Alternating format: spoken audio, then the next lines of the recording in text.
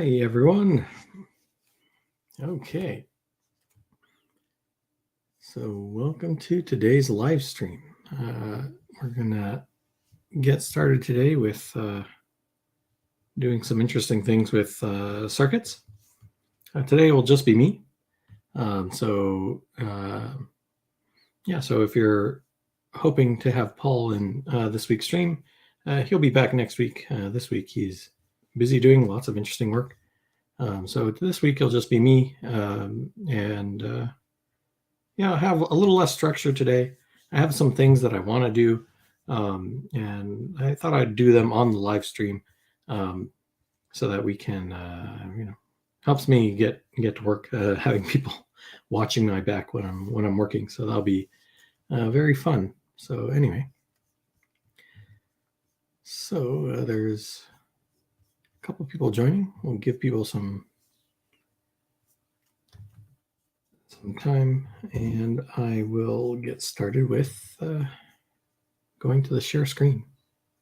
I guess since today, instead of the regular view where we have me and Paul on the left, we'll just go with me on the bottom right, like it is usually. So let's give this a shot.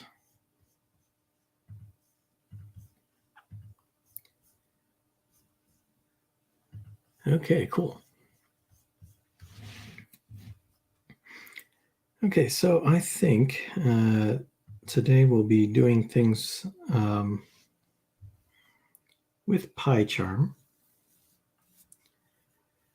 And yeah, it'll be interesting to think about how I want to do this.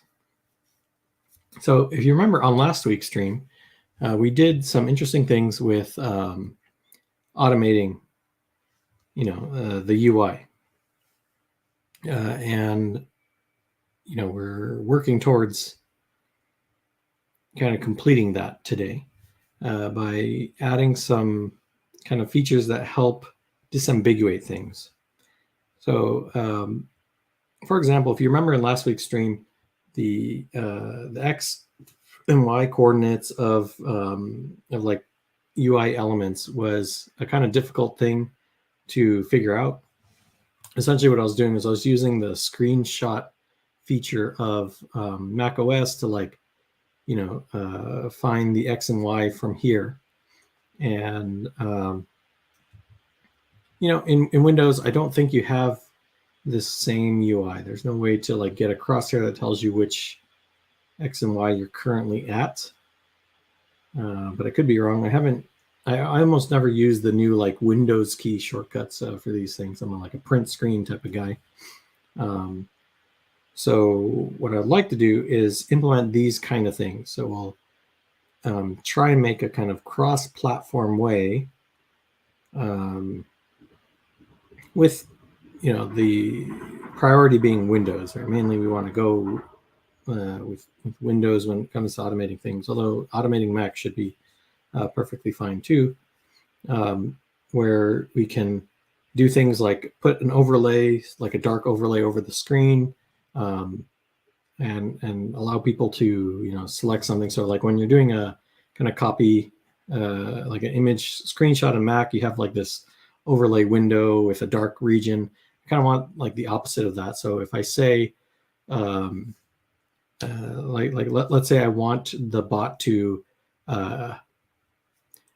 let's say click on file, and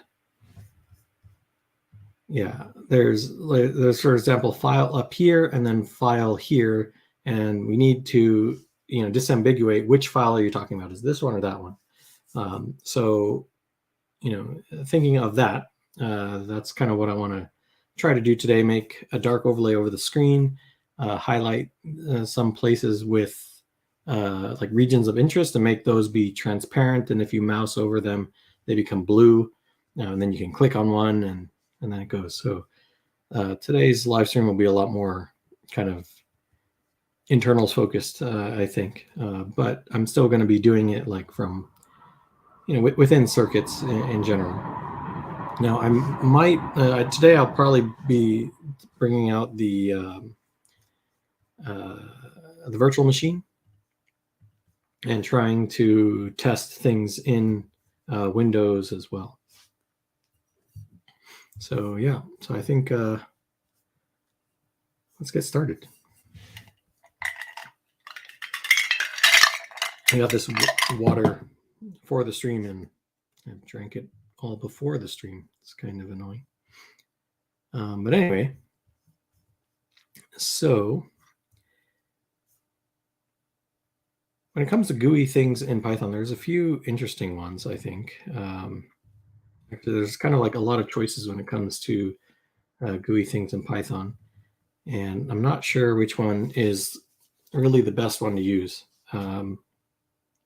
Things I've experienced before is like PyGTK and PyQt. And I'm not sure if those are the ones that we want to use right now.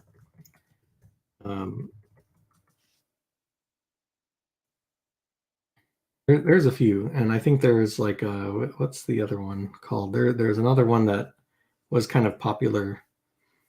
So the one that it comes with is tkinter, which I don't think is going to give us what we need.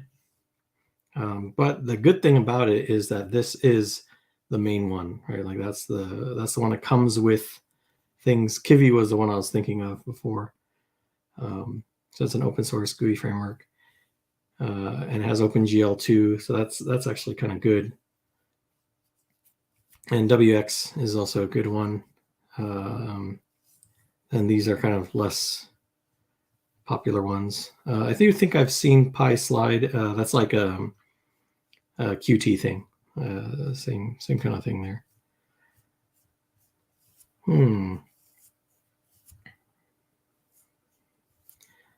So Qt5. So I know Qt is really good, essentially in terms of like desktop things, and it's nice and cross-platform. But it is. It has like licensing issues. So PyQt is GPL3 and the Riverback commercial license. Yeah, so Qt itself is under the LGPL, which is a license that's, it's a good one. In terms of like kind of openness and friendliness for kind of extending it and for commercial purposes, which I like. But Qt is strictly GPL, and that's not necessarily a problem. But I would like to reach for that kind of like at the end rather than kind of at the beginning. So I think what maybe you can do is instead look at tkinter first and see how well it does or does not fit. I'm pretty sure it's not going to fit very well. So let's see. So if we look for Python tkinter transparent window, of course somebody's been searching for it. Let's see if there's thing. Interesting. Root alpha transparency value. That is a very interesting thing. So I'll copy stuff from the internet and just run it. That's always a good way to have fun, I think. Okay, so for those that don't know, when you run TK like this, it gives you a window, and even though we're running it from Python, this is actually TCL TK. So we're kind of running a TCL or TCL program that has the GUI, and TCL is a very interesting language that not many people know about. It's kind of like it's like the GUI language back in the day. Is like a programming language that had GUI from the beginning, and yeah, it was used in a couple of interesting places. I think AOL used TCL for most of its stuff, I think. And so there was this TCL-based server back in the day, which was kind of nice. But anyways, let me see if I what happens if I add this transparency value, put 0.5 here. Aha, so that's what it looks like. Actually, I think okay, so if I can get this with TK, that is really, yeah, that's really promising. Essentially. So is there a way to make a chromeless window?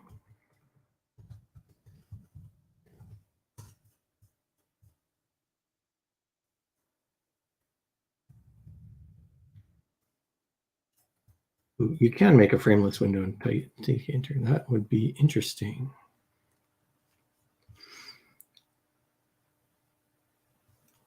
Win override direct. Interesting. Okay, let's see what that looks like real quick. Root override direct true. That didn't change too much. This could be a Mac thing. I need to also try this on Windows. So let me start up my virtual machine and also try this on Windows to see what it's like.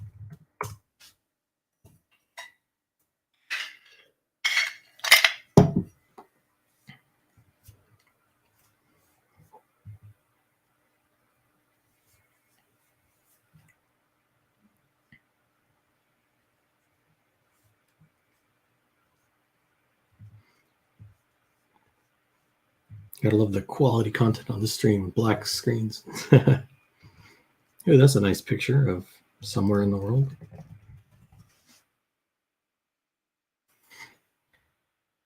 Okay, so I do think I have recently installed Terminal, which I want to keep here. And I think I have installed Python as well. TK enter import TK. Was that what we did? I've already forgotten. Import star, yes. Okay, and then root will be TK. That makes a window. And then I can do root attribute alpha 0.5, make it transparent, and override direct true. Aha, so that does make it nice and borderless on Windows.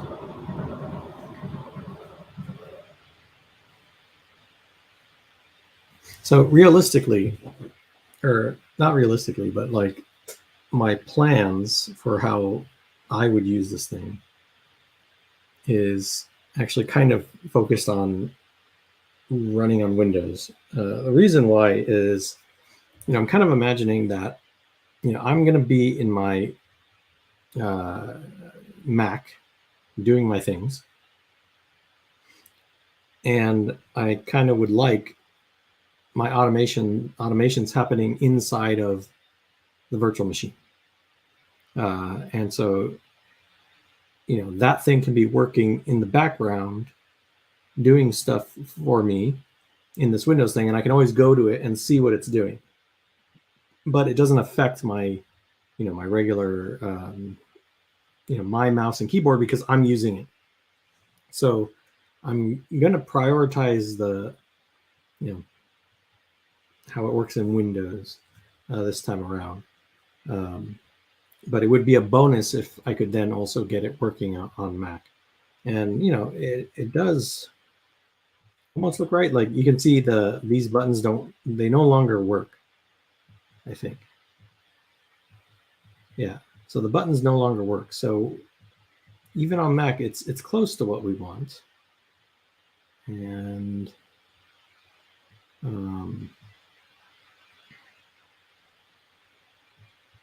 let me see if I can position it somewhere. Well, the problem is, can I position it over the menu bar on Mac? Because one of the things you might want to do is like select something in the menu bar. So kind of want to be able to highlight the thing up there. That's that going to be doable? Let's kind of find out.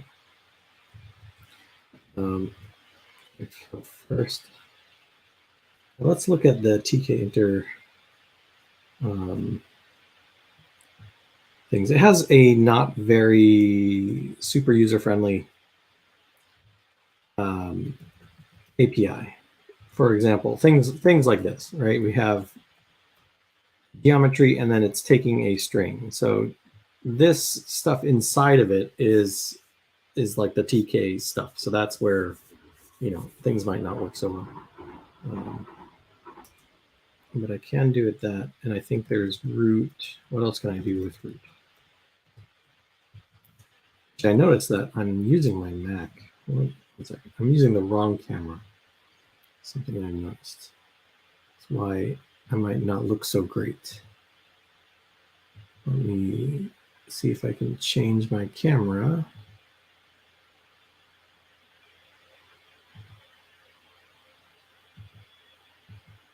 To my phone, which I did have set up. It's the new interesting feature. Maybe let me stop my camera.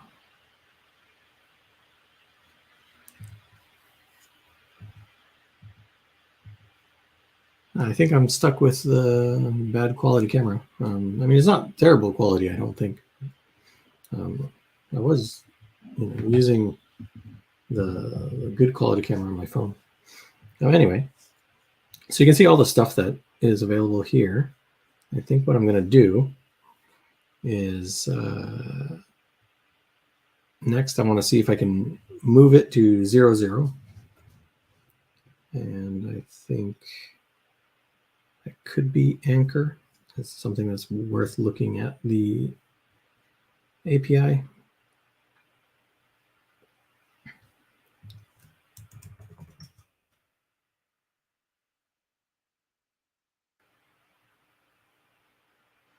Okay, that's going to be a little annoying. Man, so many ads.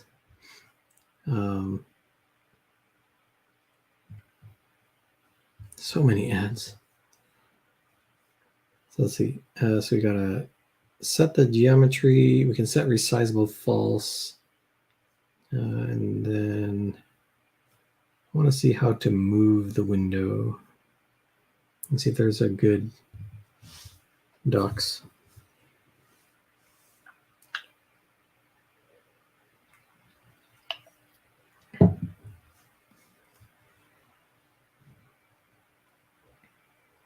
It is kind of nice how simple it is, but TK is not going to be like you're not going to implement a really top of the line program with TK. It is it's like old fashioned type of thing,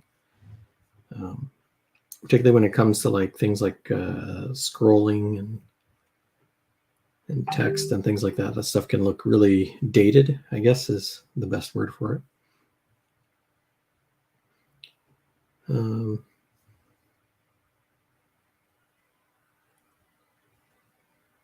Okay, so controlling the size of windows with geometry. Is there a position? That'd be kind of cool.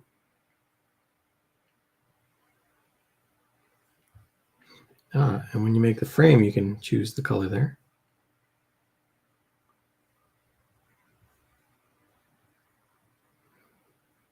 There's geometry.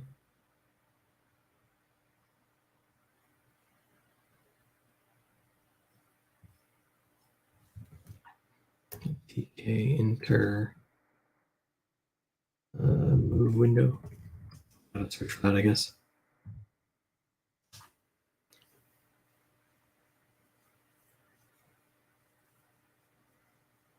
Change position geometry plus. Okay, so that's another one of those idiosyncrasies. So we have geometry 700 by 400, and we can set plus plus or something like that. So let's do plus 0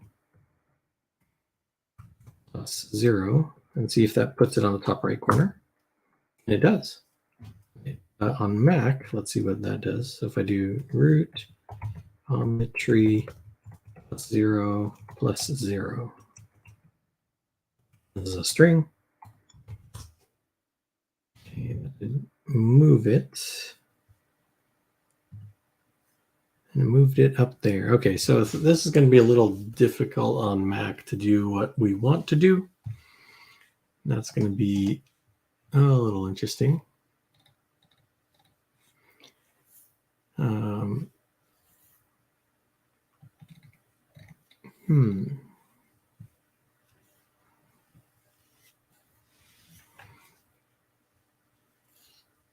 I wonder if there's a good way to put this somewhere else. Let me try minus 10. Where did it go? Onto the other side. I guess that makes sense. So if I wanted to put something on to hug the right side, I can do minus 10, then or minus 10 to get it to the bottom right or something like that. So if I want to put it in the bottom right, I can do minus 1 minus 1. Now it's in the bottom right-hand corner. That's interesting. Okay, there's going to be a lot of Googling today because TK Inter is not really my main thing. Screen size. View info screen width.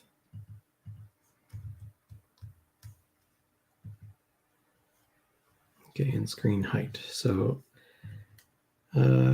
we can do width is equal to root.winfo screen width, and height is equal to root.winfo screen height. I don't know how this is going to work with multiple monitors. That's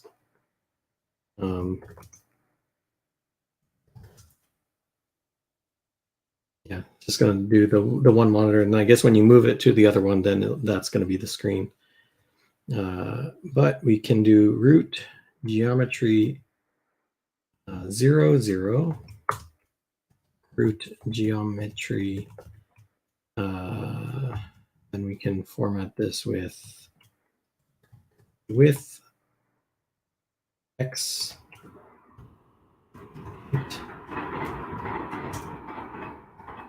and then the window we have here looks like this. Root, does it have a background? BG? No, it does not. The window does have many things. But I think you might need to specify that when you create it or add a frame. And the frame had a background. So one thing you can do is always help. That will get you stuff. So we can do TK screen name, base name, class name, use TK sync. Okay, so we can't set any of the colors in here. We're just setting like the window.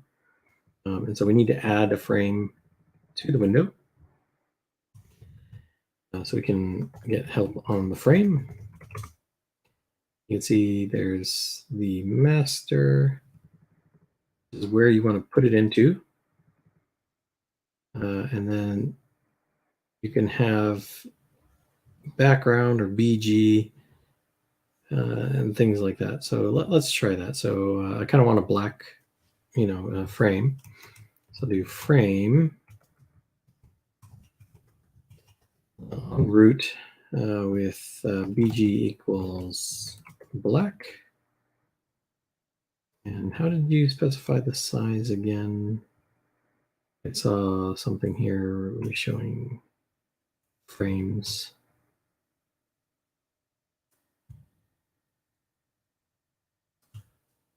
Window and geometry attributes. Pretty good site, full of ads.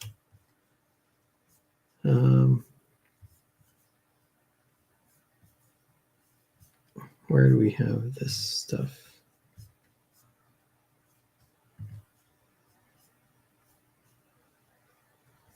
Yeah, lots of uses of frame. TK enter frame. Just kind of look this up. I wish there was a good Python thing. Can we have the side bottom text? Aha, okay. But anyway, let's try this. What does this do? A lot of nothing. And then it was f.pack side equals left.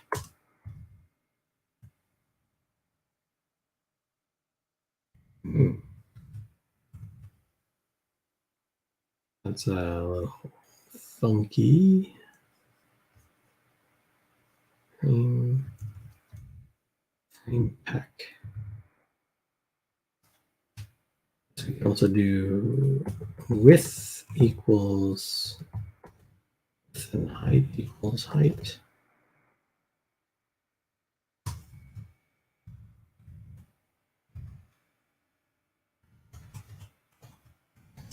Back. Okay, so that's looking better. And then that we know that by default it's just going to expand completely, so that's good. Now, the other thing, which is kind of like the difficult thing, is can we put a completely transparent thing in the middle?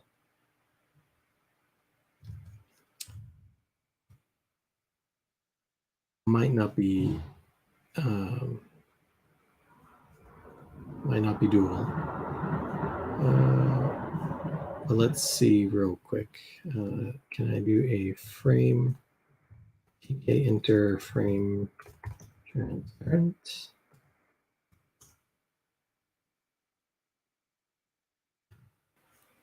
That's cool. Maybe like I'm starting to wonder every time I'm like asking Google for stuff, am I being old? Like, am I not using ChatGPT for these things? You know. So you can make a frame with a width, height, and a BG. And then the guy's answer is you can just add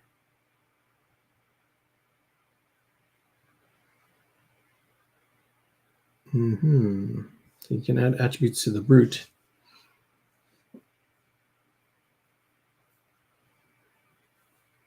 But not necessarily to frames.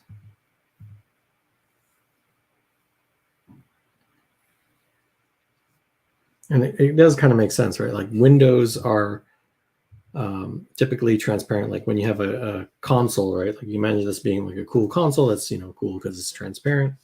But you don't necessarily have like an arbitrary shape of your windows. That's kind of weird, and not something that it's something that has been done a couple of times. Just not really right now. I remember back in the day.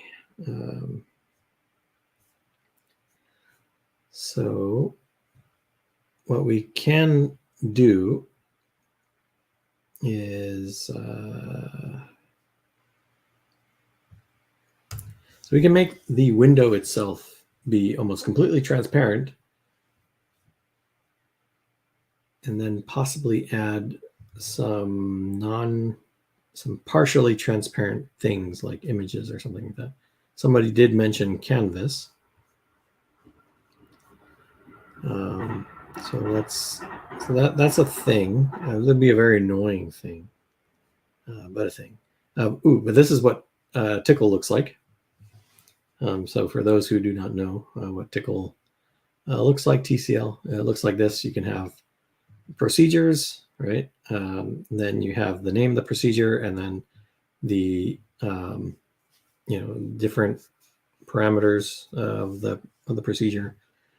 And new line is like a semicolon essentially, and you have everything's like a function, right? So you have like package, require image, set, tiled image, whatever, and then you get in like canvas, create, and this stuff is how you would do like the object orienting stuff.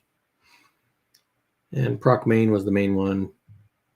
And so if you kind of ever wonder how TCL or how tkinter works and where all this stuff comes from, you kind of have to look at this. So you can see here, WM geometry, 400x 400 plus 30 plus 30. So I now know that in my code, I don't have to do two geometry calls. I can put them all in one by just specifying the string 400, 400, 400x 400. So that'll be kind of interesting. And then this thing is calling init background. It's creating a tiled image. And then that tiled image is where things are going to be made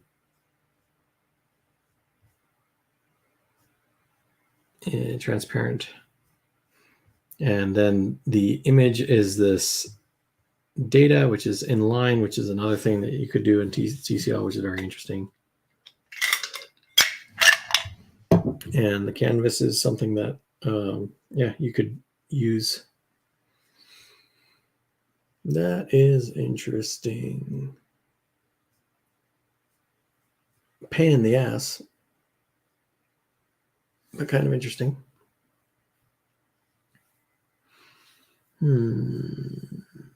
What do we want to do?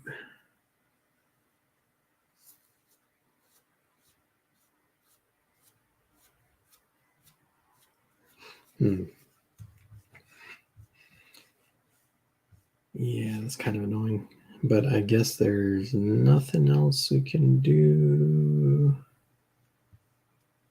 Possibly not. Let me look one more time to see what other things. Let's ask ChatGPT. I think I have ChatGPT for another day or two. ChatGPT Plus. How can you create a transparent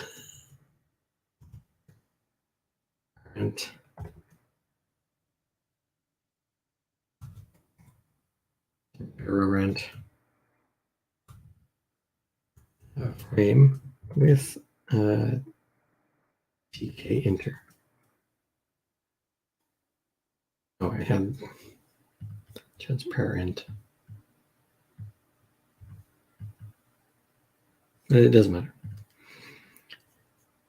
You can do the white frame, place, anchor, sender, and main loops.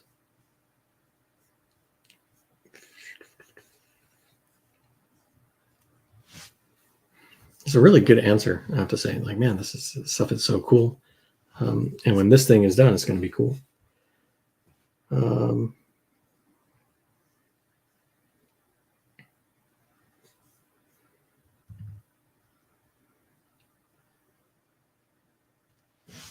Let's see.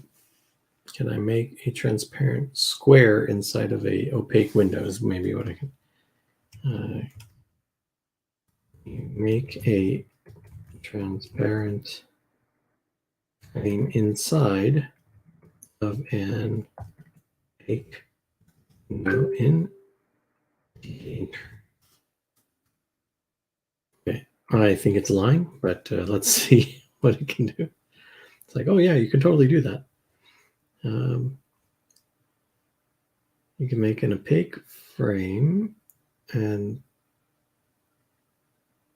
paste it, and you create a transparent frame inside. Oh, you can. It might make sense. There's just a root is a frame, so let's try that. That could be a thing. So I'll create a another black frame that is 100 by, or no, let's create a frame that is 800 by 600. Okay, pack. Lost the original, but shouldn't be too bad. And everything is black. It's kind of annoying. Let's see.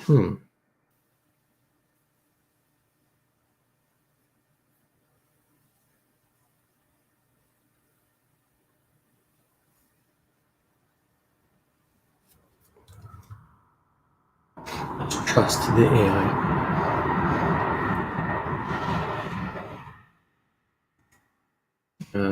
Okay, I need to completely trust the AI. It doesn't know what my program looks like. Okay, so we do that, and now we should have a blue thing somewhere. I guess not. Let me start again. Okay, so let's run the whole thing and see what we get.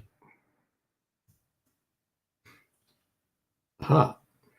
So if we do root dot, yeah, frame doesn't have attributes. That's what I was thinking. If it did, I wouldn't have thought of the issue, right?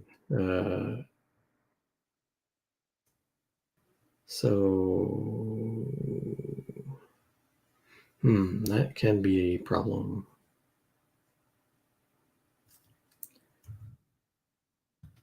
Alpha 0.5. The best you can do is something like this. Or, you can do something like this, I guess, or 0.1.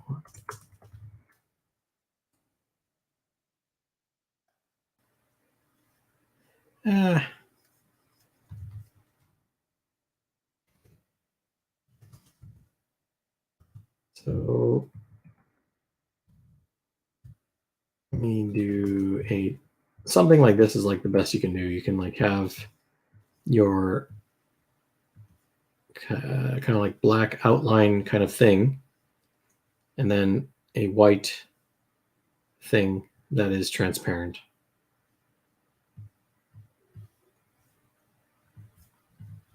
And 0.5, can maybe look a little convincing that you have something that's a whole, right? Like if I want to say, click on this training data thing. Yeah,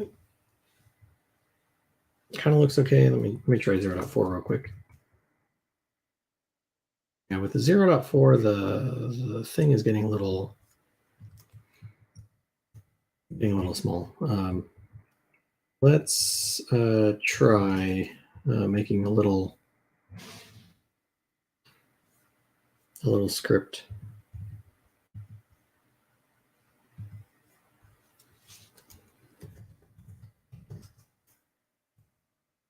And today's stream might be a little bit boring because I'm trying to do something that's kind of, it's a little I don't know, plumbing focused kind of thing. But let's say instead of blue, we make something that is black.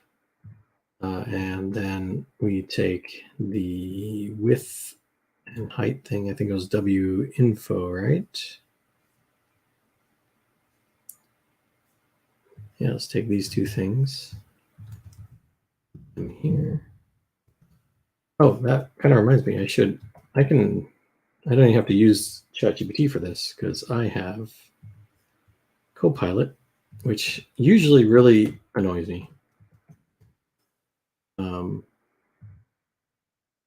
general, because it adds bugs, and the bugs can be really hard to spot because the code really looks convincingly correct a lot of the time, and it is kind of important to know what you're doing.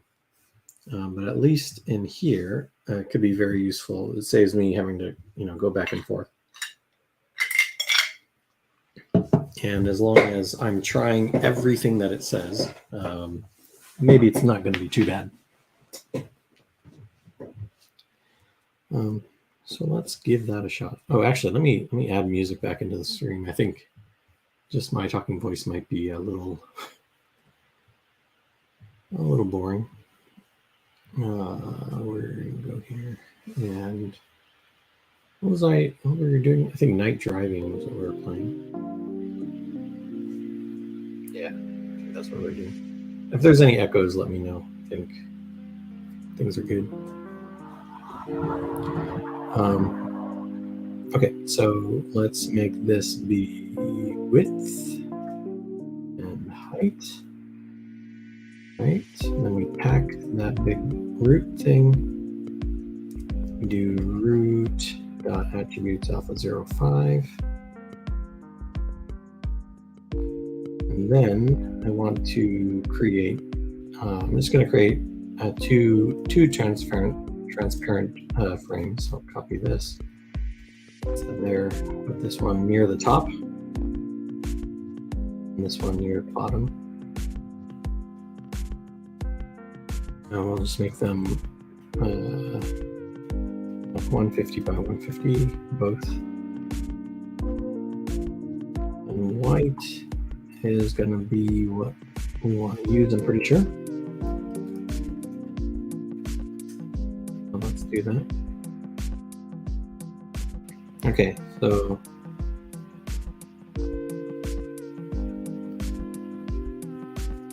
I guess that's kind of okay.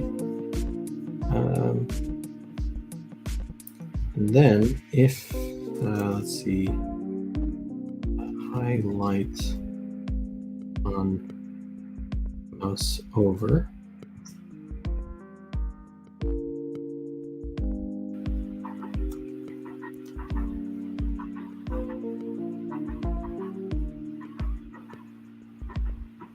Okay, and transparent frame 2.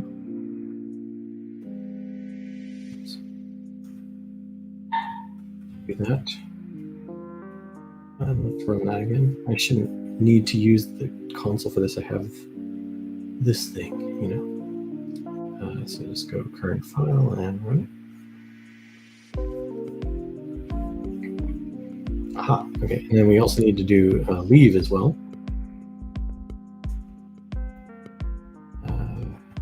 Bind leave, thank you. Something like this, this is like, pretty useful.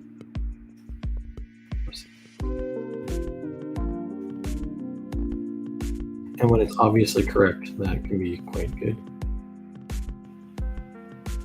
Okay, cool. So that is not exactly what I want, because this is, yes.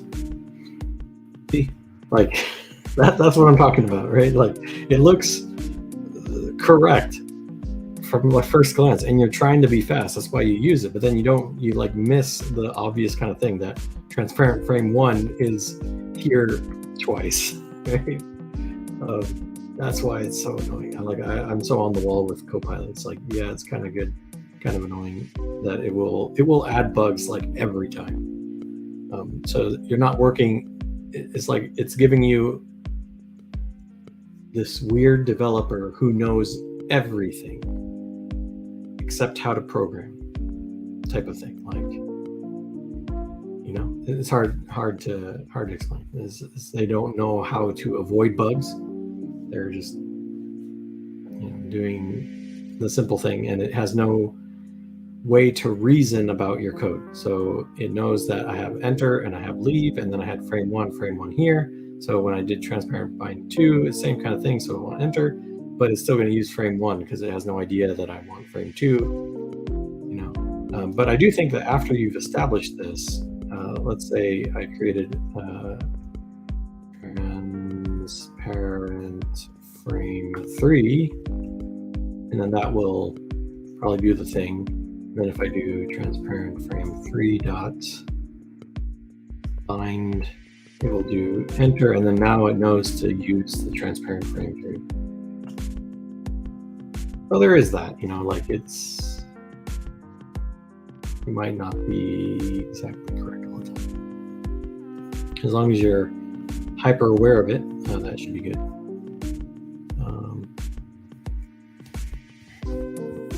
I kind of want the screen to be a little darker. Let me try with 0.6.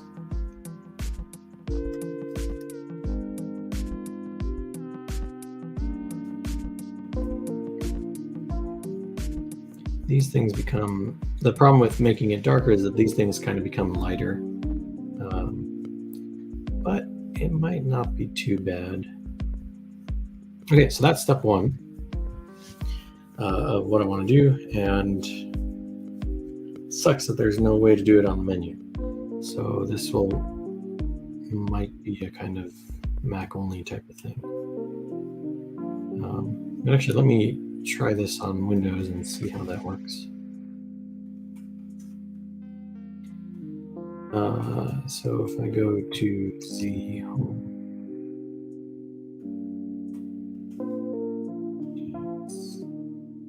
what is this thing?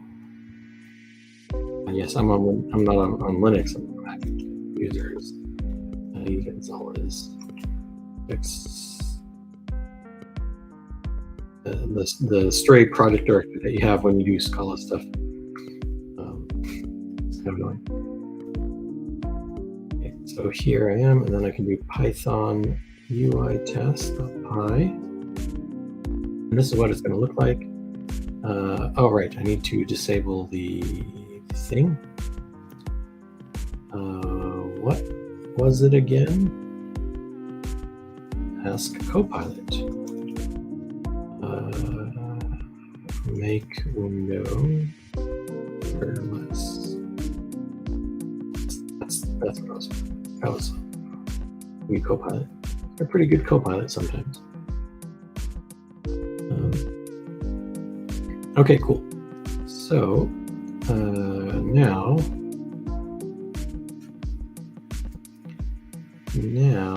let's do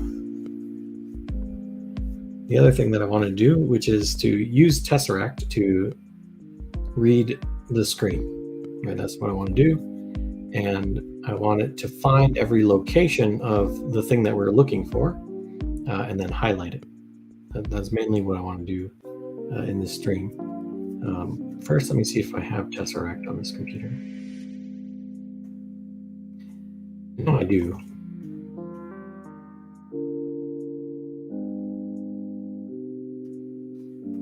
But it's probably installed in a weird place. So let me get it out of its weird place. So let's go here to local disk, and I think I'm here. I have this EKYC server, another project of Xpress AI, and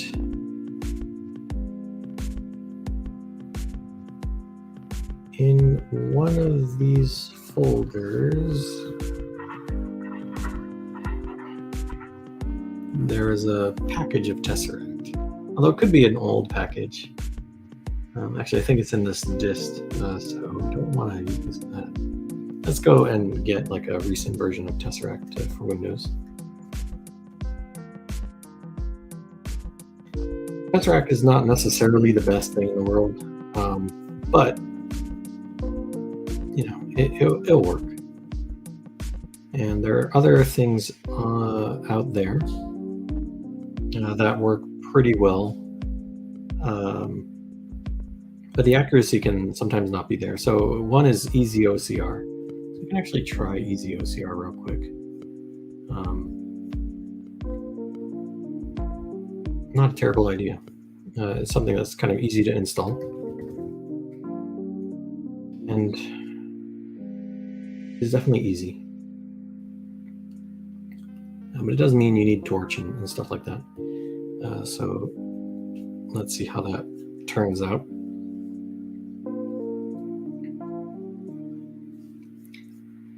So if I remember correctly, I'm going to import easy OCR. TV2, thanks. As NP, I don't know if I want to do that yet.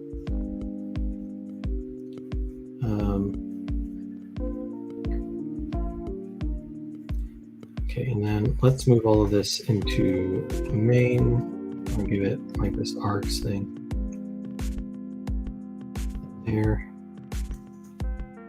And let's make these into a function. So copy these things out. But make not quite. Does it have to tell me this all the time? Okay, so I can press Alt and cycle through alternatives. Okay, that can be very useful. So I want to make transparent block. Give it an X, Y, W, H.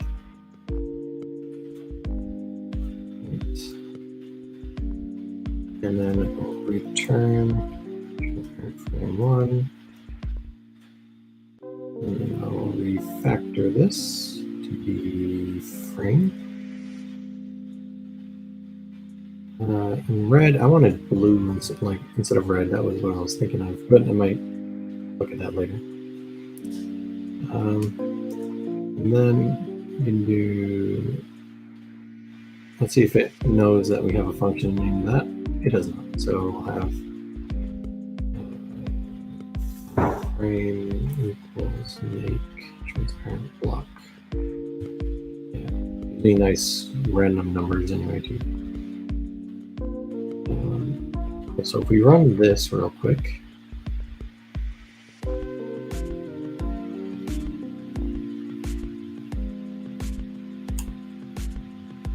Is it running? It died. Ah, yes, because I didn't do the init thing. Yes, there we go. Okay, and I need to import this as well. Thanks for nothing, Copilot. And then opaque frame is not defined. Okay, so give it a parent here, put that in there, and we put opaque frame there. Run.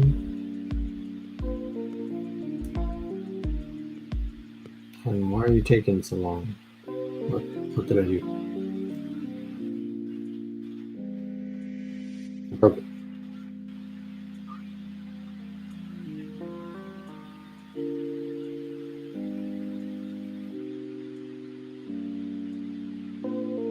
Can it not handle being called a name?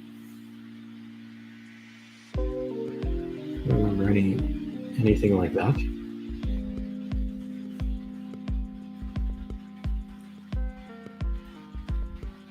But we can give that a shot.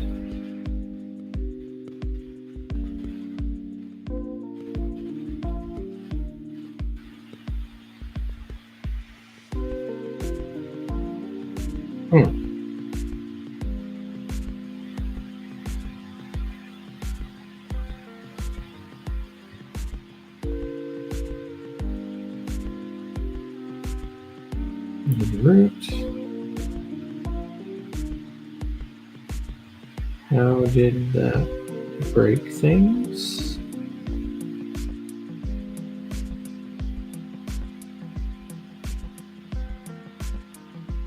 White width height was the place XY.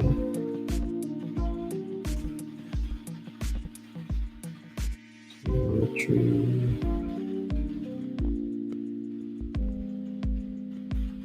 That is more or less what I want, but it is not working, and I'm not sure why.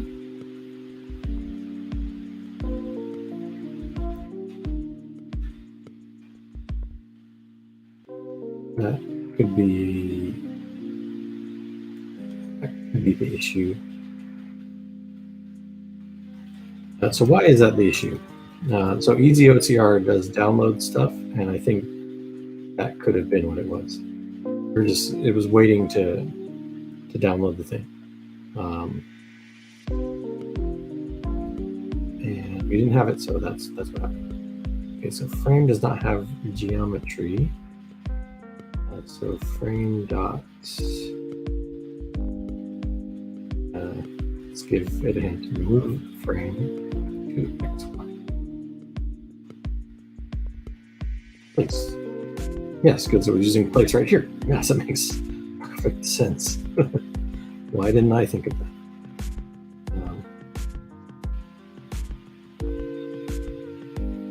Now what's wrong?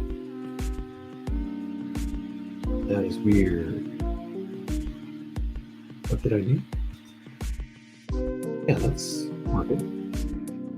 In here, that's fine.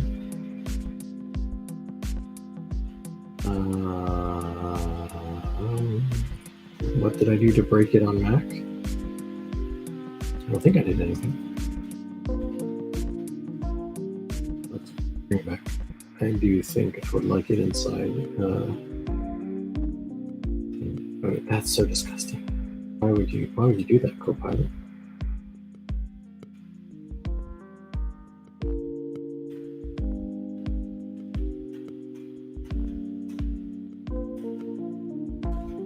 Okay. So let's run this. I'm gonna right here. It could be also that the environment. Does it use the current environment? That'd be kind of cool. Let's see, UI test.py. Python is running. The UI is not showing up.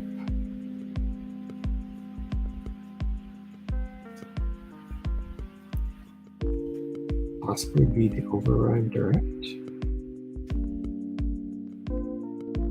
Doubt it. Oh. Come back, PyCharm. I didn't mean to quit you. Okay, so it's back.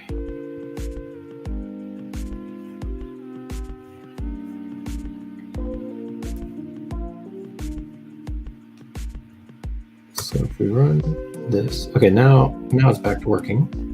Okay, and if I do that, we run that again. Okay, so override direct. It's no bueno. Why not 100% sure yet? That's no good for Mac, so we're gonna have to do all the testing over here. Cool. Okay. We also need a separate virtual env. Doing this from Windows might be a little annoying.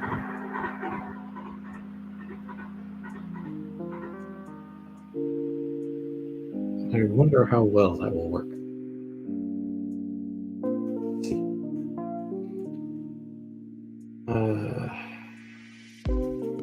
So what I'm doing is making a separate VM for Windows, but this is kind of like a mounted location on the Mac side because it's a shared directory. So we'll see how that works.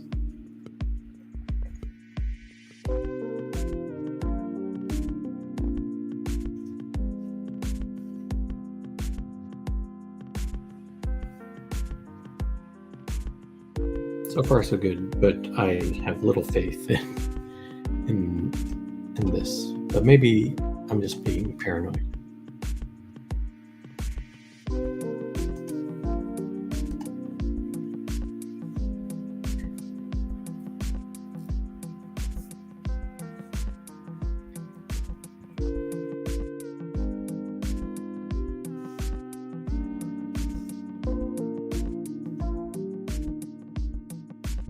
We got to download the entire internet, which is not necessarily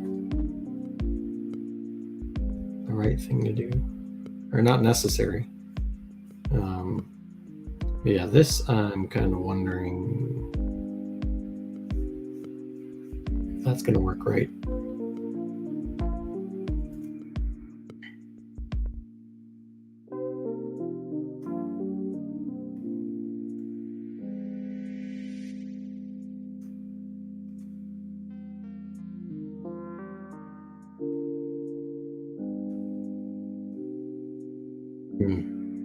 There's a lot of errors there.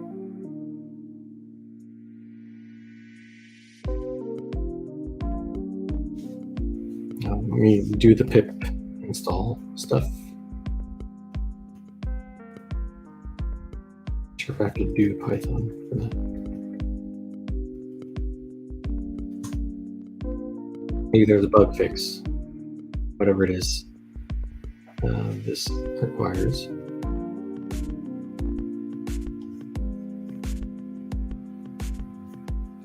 But I understand I'm kind of playing with fire here. Okay, then wait, did I not just upgrade pip just now? Okay, I thought I did. Does not bode well. Install easy OCR.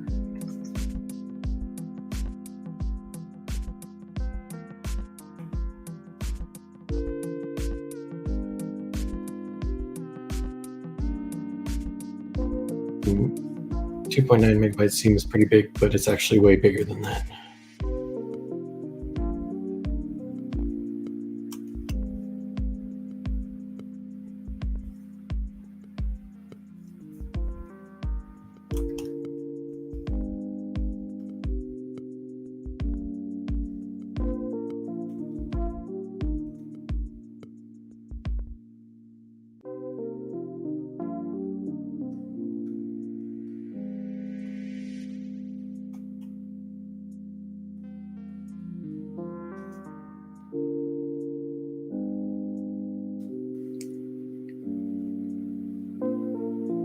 Yeah, pillow is another interesting thing. It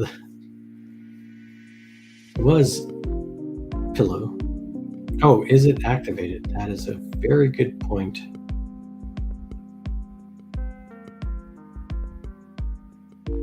I did think I forgot to activate it, and I didn't notice because on Windows this is there's no like security things that would prevent me from doing all this stuff. Oh, that is annoying.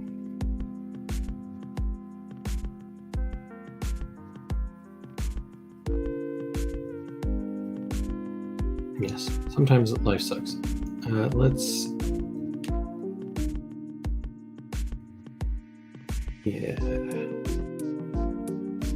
Well, I installed Python on this thing like the other day, so not a big deal. I can.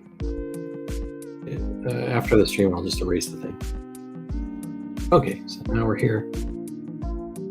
I'll use the OCR. It should fix a few things.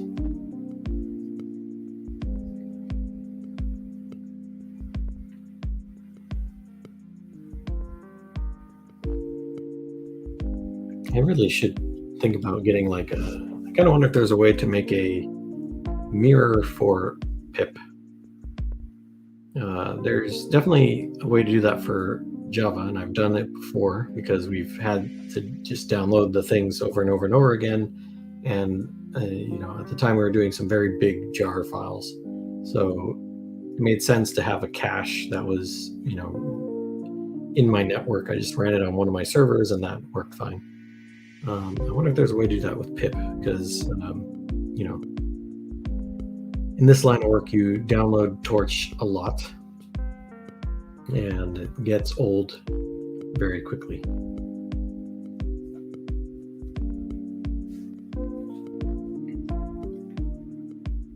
So yeah. Anyway, so while that's happening,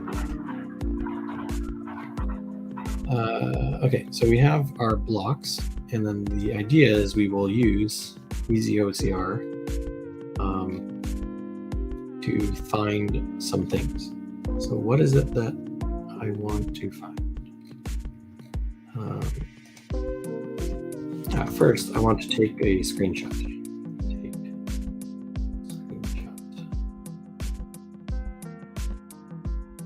there a way to do that?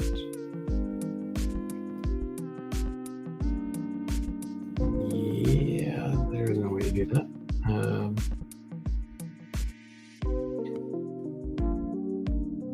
Does ChatGPT know a way to do it? Do you know a way to screenshot with Python? Very interesting. That makes a little sense. We were using the RPA thing, which I think we have on the path, right? So I can import RPA. And that did have a way to do that.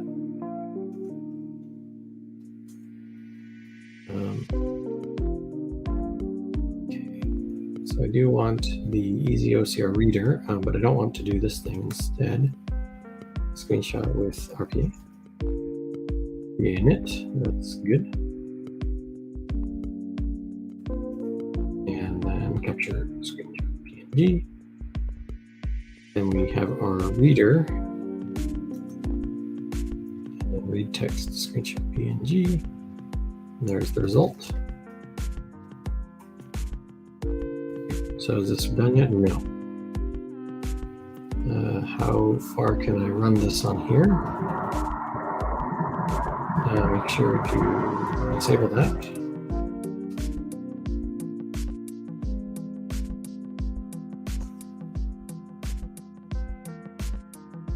And then give it a while to download some pretty big models.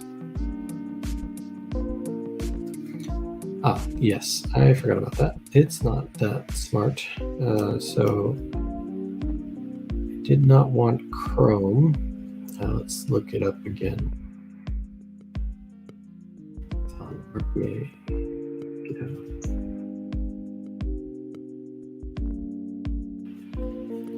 Okay, so if we want to do it without Chrome, we want visual automation equals true Chrome browser false.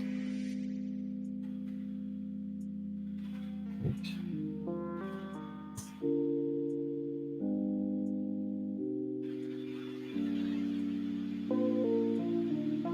And RPA has no thing capture, so yes, don't trust Copilot for anything ever. It's called Snap. And the problem is, I think it was Snap page or screen. I can't remember what it was. Does anyone remember what it was? Snap page.png. Though maybe I should start thinking of. Let's try page to see what it gets. Maybe we should stop using RPA and instead use PyAutoGUI, because PyAutoGUI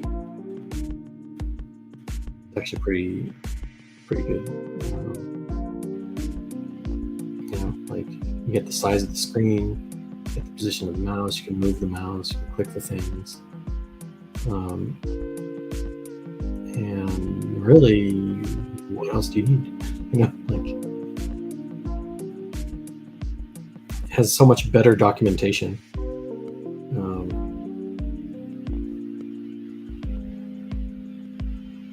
Yeah, so much better documentation. It's like night and day versus the RPA thing. We should get rid of it.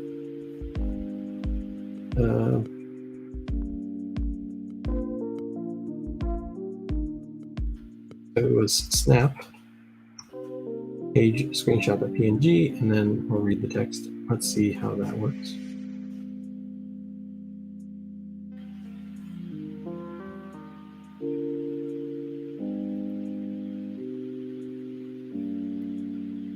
And now this is Easy OCR doing its thing.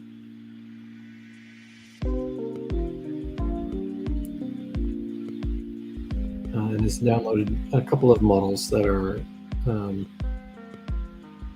made by Naver that can do OCR, and it's pretty good OCR actually. Like if you have things that are not square, can be quite good at that. Okay, so we have screenshot PNG. It is empty. So I think I will pip install my AutoGUI.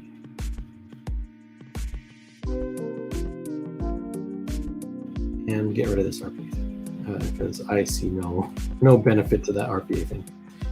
Import my AutoGUI. Wait for it to finish the thing. Take a screenshot. And it's doing this RPA stuff.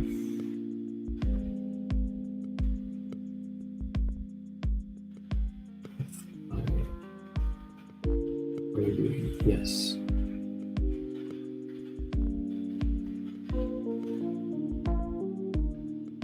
I've got to import PyAutoGUI. That installed quite a lot of stuff.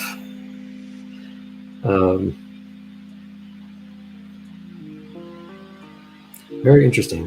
So it's installed a lot of PyObjective-C stuff, which is something that I haven't seen in a while, but something I've done before, which is to have make Mac applications with Python, and it can be very interesting.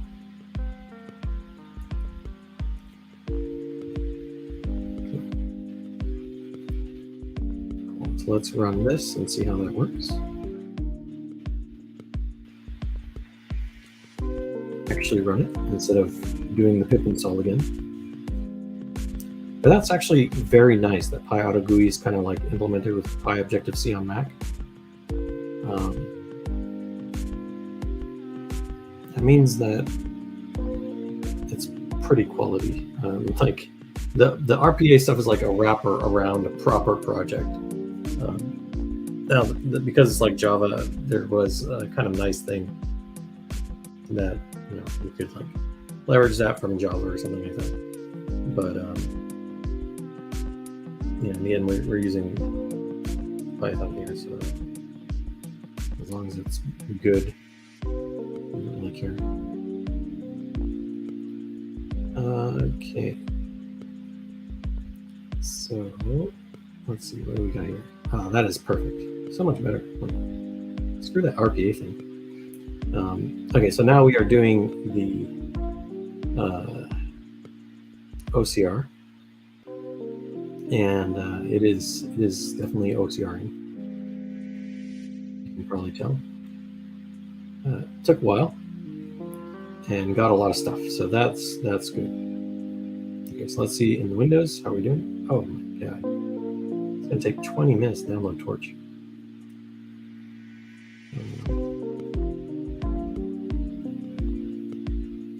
And yeah, so it's found PyCharm at that location and stuff like that.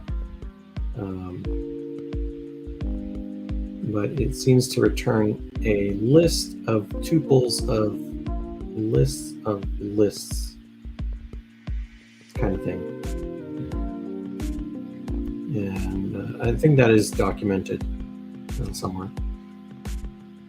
But anyway, so let's go and filter the results. So what is it that we can click on?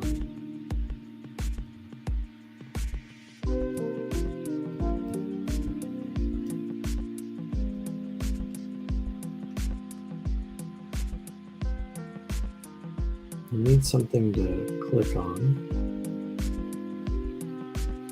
And the main idea of what we're trying to do is imagine you have multiple login buttons or something like that in a page, and you want to pick one. So let's see. So let's go to the orange site.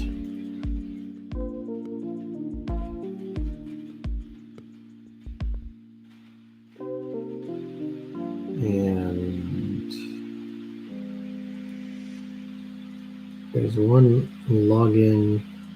Is there anything ambiguous here?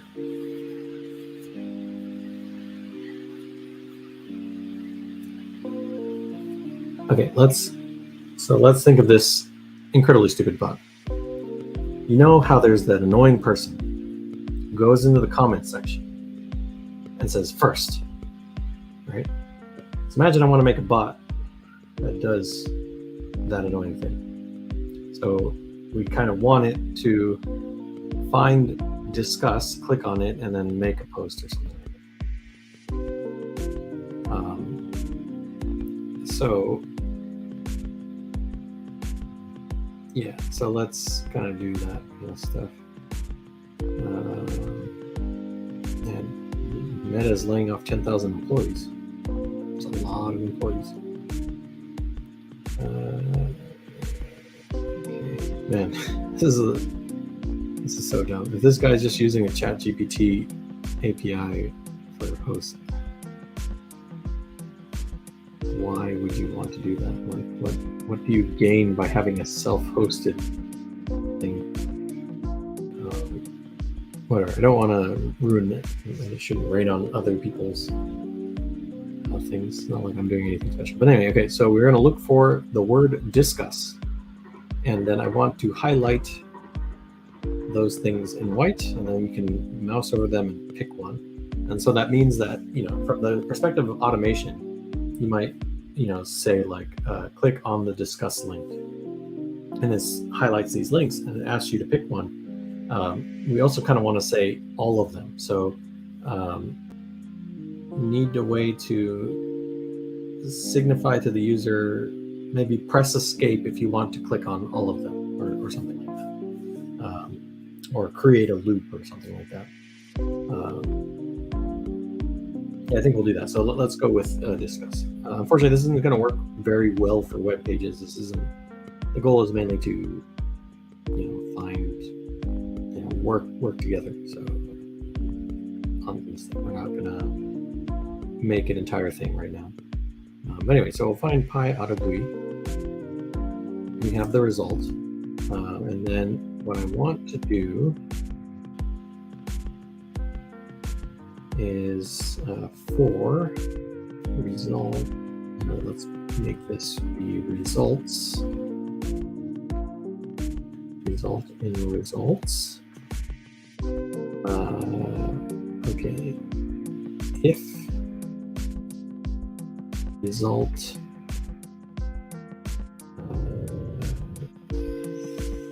that's the first thing. Yeah.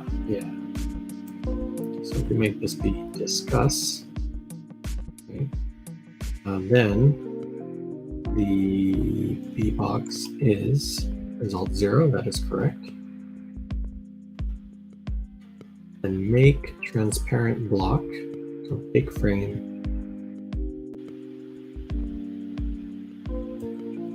Okay, that's interesting. One of those things that is interesting to see, and then you got to check if it's actually correct. Okay, so transparent block was X and Y, and I think that is, so this is like 0.1, 2, 3, 4 kind of thing. Now I don't know which one is, if it's top left or not. I kind of forgot. But essentially, this is saying that PyCharm, I think at 105, that kind of makes sense. So it's 105 down is where this thing starts. And then the second point will be 200, almost 300, and 5. Yeah. So it's like top left, top right, bottom left, bottom right. So if we use X and Y for top left X and the top left Y, that's good. Then we take the bottom left's X minus the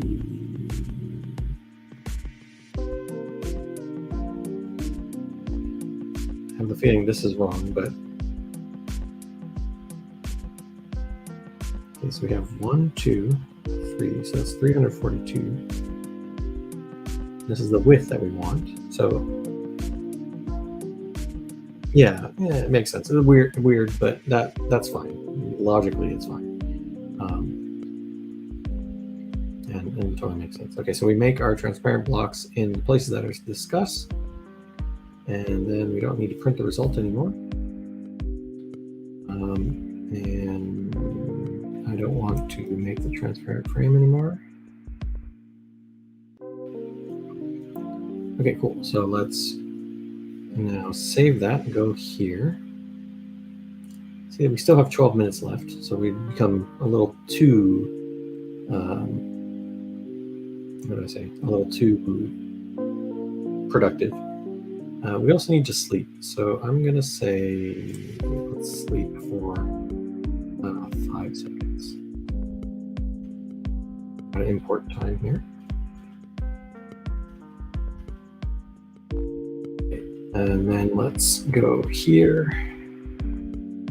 Make this full screen and go to the orange site. And let's run the thing and see how it goes. So this is not going to work on Mac. Everything is going to be, I think, slid down because of the menu bar. I think we'll see how it works. So it's going to take a while because we don't have the ability to use the GPU in this Mac. It has a perfectly fine GPU for things, I think, because I have the one with the Radeon. So it's an Intel Mac, so it's kind of sucks now. But I got like the top of the line Intel Mac back in the day, and it has a AMD 5500M.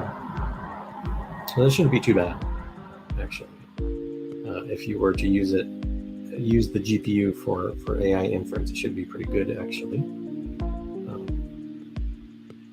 But yeah, nobody does it. Now there is a TensorFlow, there is a TensorFlow backend for Mac, I think. Okay, so that failed to do anything. So now we have the fun job of trying to debug it. Okay, so let's print the result.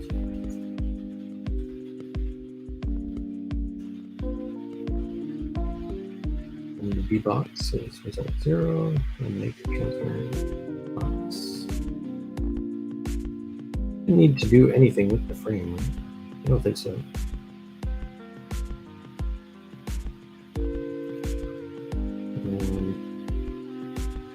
Let's see. So I'll run this again. Back to the orange site. Was there any discusses? Okay, so there's at least one discuss here, and one discuss there. So those should work. You have to say, what's with the current batch of like? Why commenting your company names? Hot glue. That's a very strange name.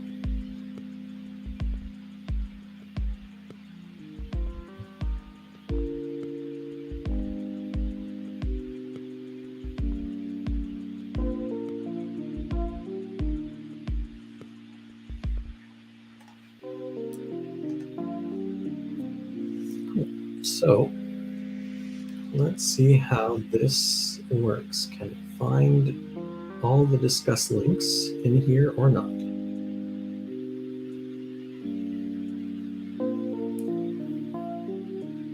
Fine code is another interesting thing. When I saw the name, I'm like, that is unfortunate.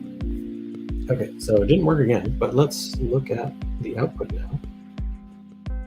There were 2 discusses, so that is good. And there are locations here that are a little big. And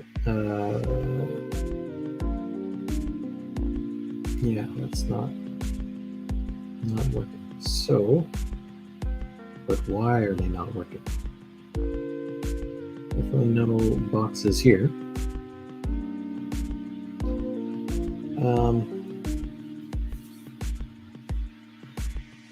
Okay, so let's first, instead of doing this, let's disable this for now.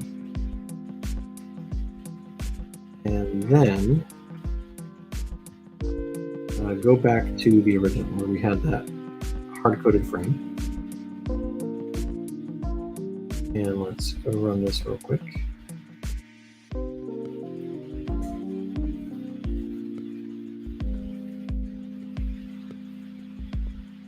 It does take a long time to import the easy OCR stuff, which is kind of a problem. Okay, so we do have a frame, and it is there.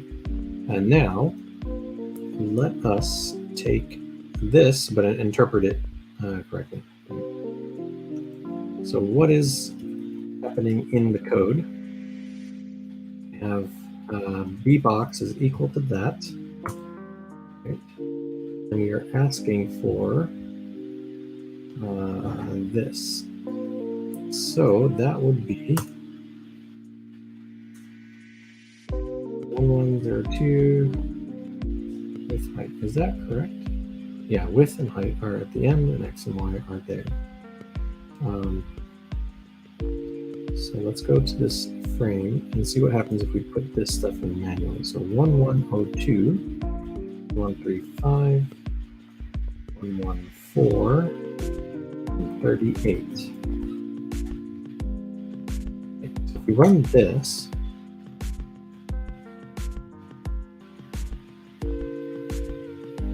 and aha. Okay, so same kind of result. What is the max? Okay, let's start with here. So we'll put it in the corner. And I'm going to also get rid of this easy OCR CB2 thing.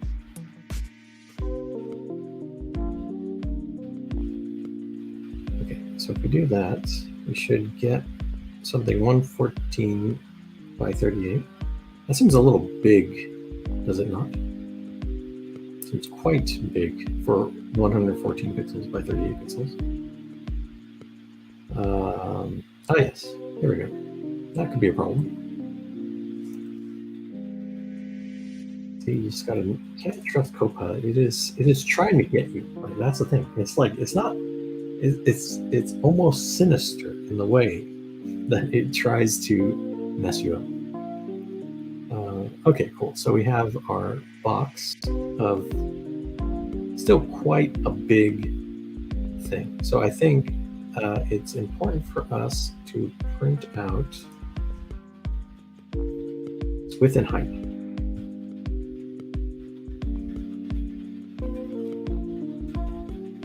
Size.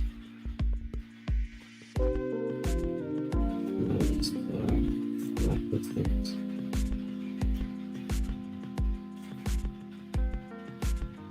Okay. The screen size is probably not pixel size. Okay, so that's kind of the issue. So you can see we have 1135 as the Y, but the screen itself is 1120 big. So this is because there's scaling going on, right? You have your Mac screens, these are high DPI screens. And when we're taking the screenshots are not sized correctly. So that's like a problem for another day to figure out what exactly that is. But I think I can calculate that. So let me figure out MacBook Pro. There's no reason to do it behind the screen. MacBook Pro late 2019 screen size pixels. It is 3072 by 920. Is 3072 by 1920? Okay. So that means that, what ratio is that? 372 divided by 3 is not that. Definitely not divided by 2.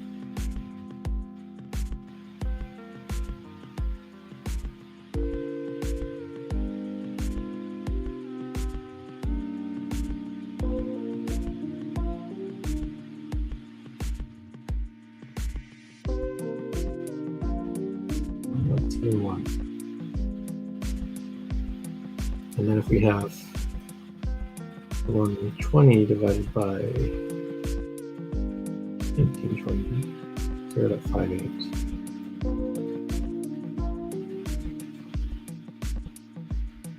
That's not one. Okay, so that is the factor.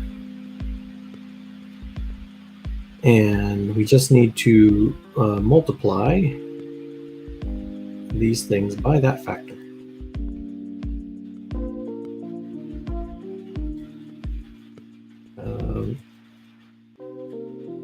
Pretty weird number, but that's what it is.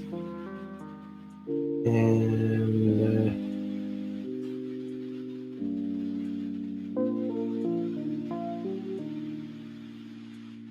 yeah, that's more or less what I want. Maybe we can do it in line, but whatever. Let's try that.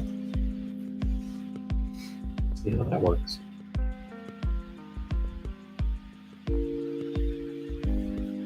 Easy OCR is not defined. Why did? Ah, yes, because I disabled that in the hopes of making this run faster. So let's do this again. All right, it's taking a screenshot, so I need to prepare the orange site. Hopefully I did it in time.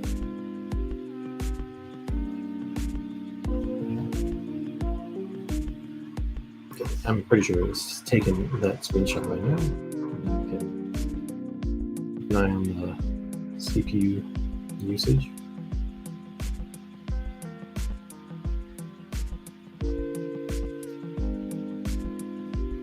It's not as efficiently using the CPU as I would expect. I've seen this thing full tilt usually when doing JavaScript stuff or like AI stuff. Oh, this Phantom JS is also something we don't need. We need to delete that. Now that's something from the RPA Python package that sucks. So we're using PyAutoGUI. Okay, so it is doing the thing, and we see nothing. That is because I might have been slow. So let's get everything ready, run it, and switch. Now we wait patiently for the AI to do our dirty work.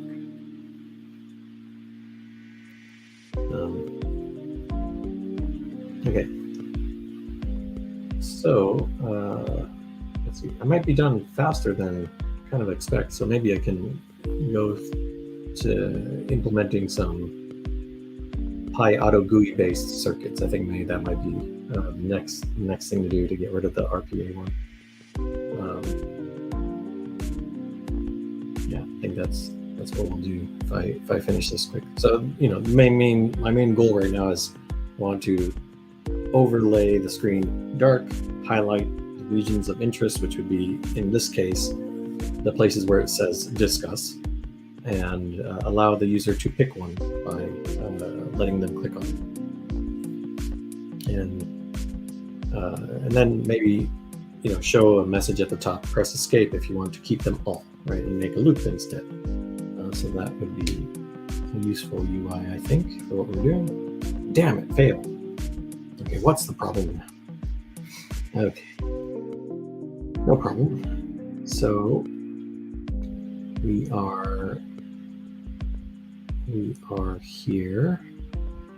These are the coordinates, and I think I'm printing them before I've scaled them, which is not nice. I mean, I know it is wrong essentially. So we take that by the scale factor.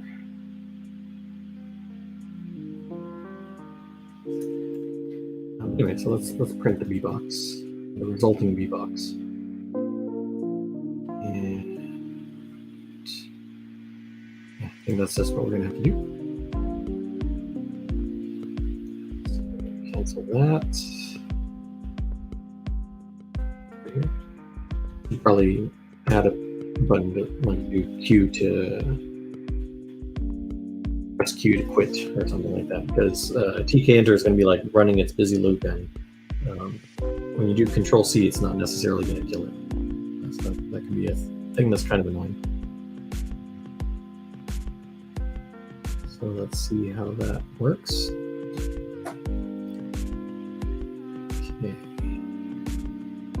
Should be OCRing now, but I'm afraid to do it because I don't have any other. Well, I can hear my fan spinning up, so I'm guessing that that's it. But really, I can be patient for a couple of seconds.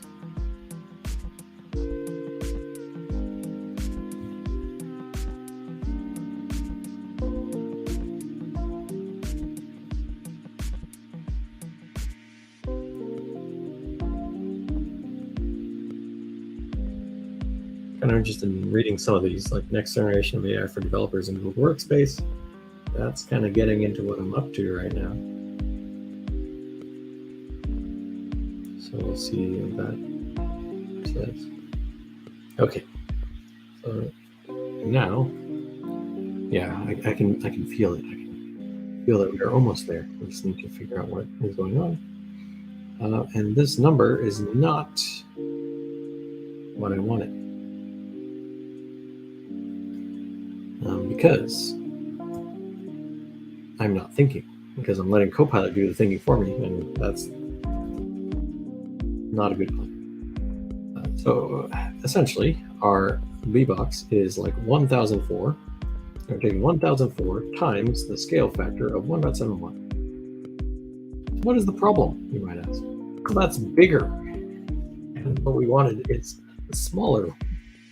So I think the correct thing is we want to divide by the scale factor, and that gives us something that's reasonable within 1104. So fuck you, Copilot. It is sinister in its bug producing abilities. It's just so good at making me think it's doing the right thing. But it doesn't. It has no way to know. You shouldn't expect it to know what it's doing. It's doing whatever looks plausible. And that's the sinister thing, right? Like that's the. It's like, yes, it saved me a lot of time from writing it, but then it also saved me a lot of time from thinking about it. And then it produced something that doesn't work. And now I've wasted, like a certain amount of time. Let me go back to the orange site. A certain amount of time, like debugging this thing, because I didn't think about it. I didn't think it through. So it's an important thing to keep in mind when using Copilot.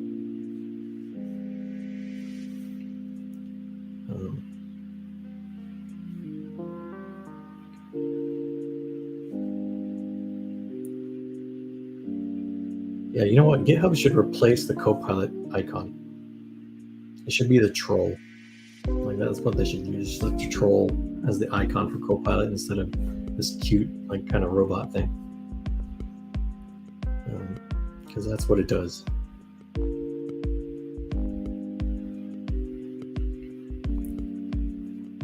And this time I have faith that this will work.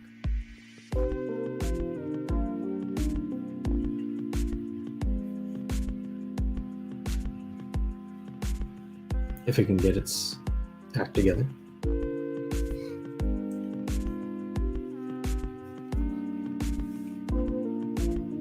But I have faith.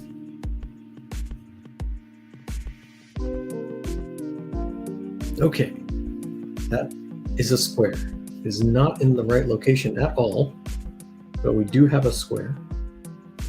And it brings me many questions about why it is in the location that it's at.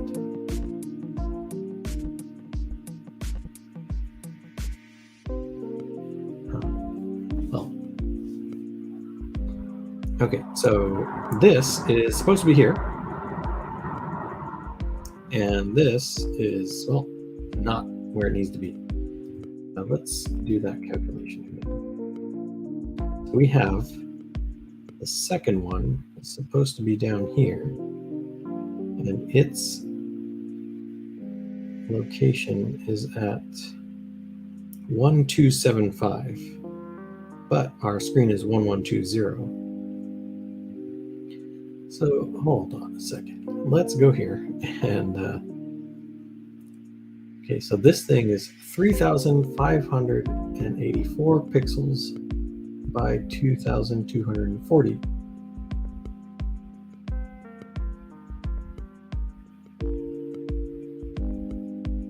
That's different than Google was saying the screen size of MacBook Pro is.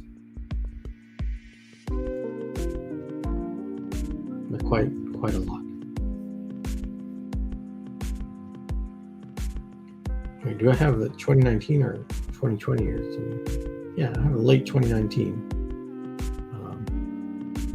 So anyway, whatever.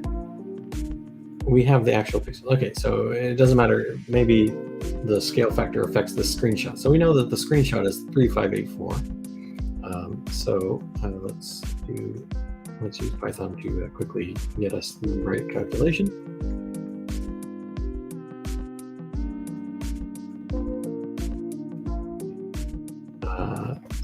So we have 3584, and then we have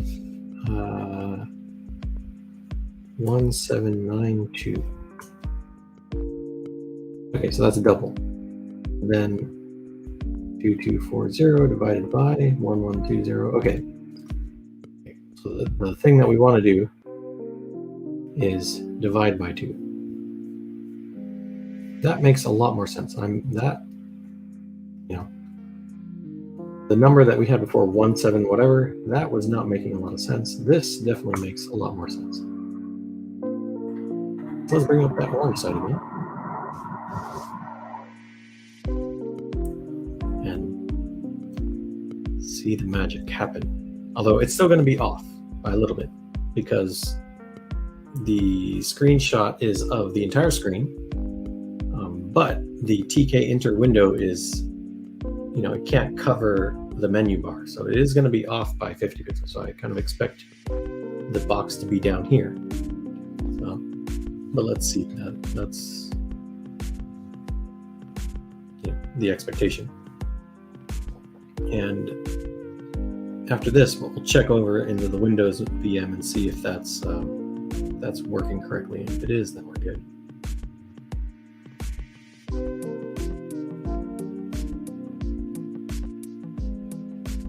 I want to read number 15, the large language model economics. It's an interesting one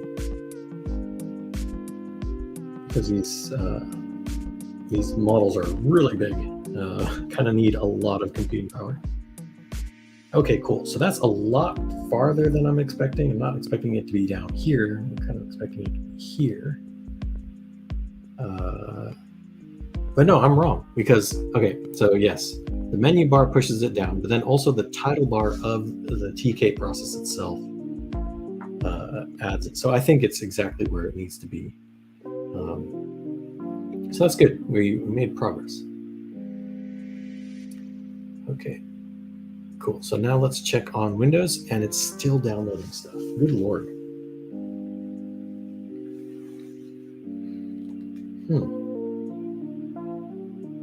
So it really has to download the entire internet. But this is only 2 minutes, so that's much better. Okay, so this seems a little small. The size here is perfectly reasonable. The size here is kind of small. But the zoom is 100%.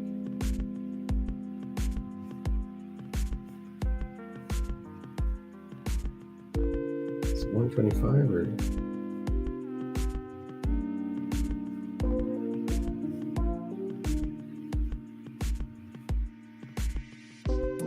Zoom is kind of like different between the two browsers. That's kind of a little interesting. Okay, so let's bring it back to 100 and see what else it's going to download. I have a feeling it's going to download something else after this, but let's see.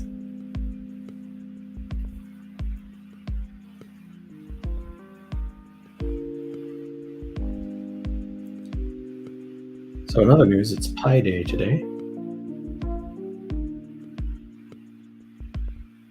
And yeah, I guess that's special in some mathematical circles.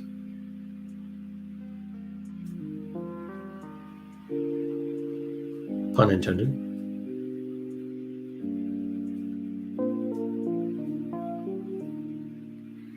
Almost there.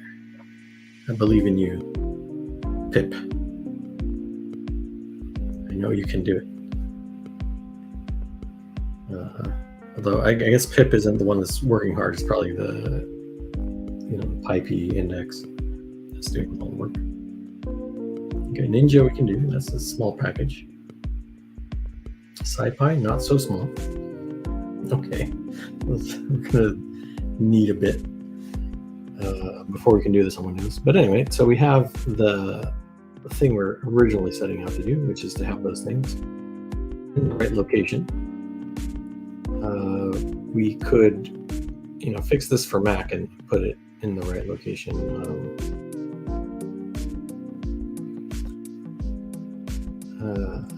The location. Let's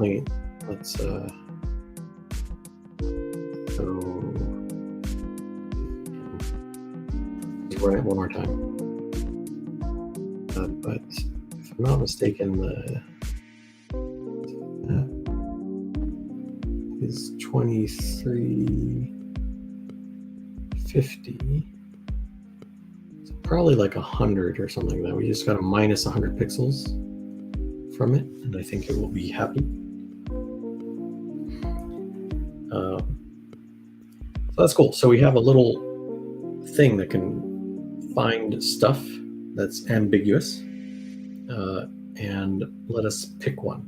And I think that's an important kind of UI to have when you're trying to automate things. And then before, remember how, well, I'm not sure if anyone remembers, last week's live stream wasn't exactly full of people, but one of the most annoying parts about the live stream last week, where we were kind of automating the UI, was finding the coordinates of the thing that you wanted.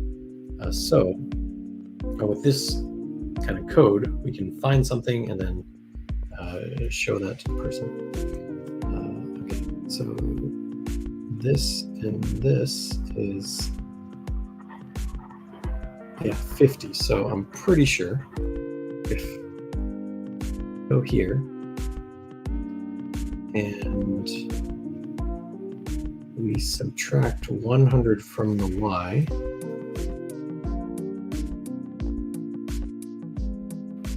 we will get it in the right location. Okay. What was I going to say? Okay, yeah. So having the location of the button that you want to click and figuring out where it is, that's kind of annoying. And having this UI gives you a way to do that. So that's going to be pretty cool. So now let's create an automation with, instead of the RPA Python package, which really sucks. Like, it has really no saving graces in terms of, like, as a UI, like as the app experience really sucks. And the documentation kind of really sucks. So I think I can do better by using PyAutoGUI. So let's do that next.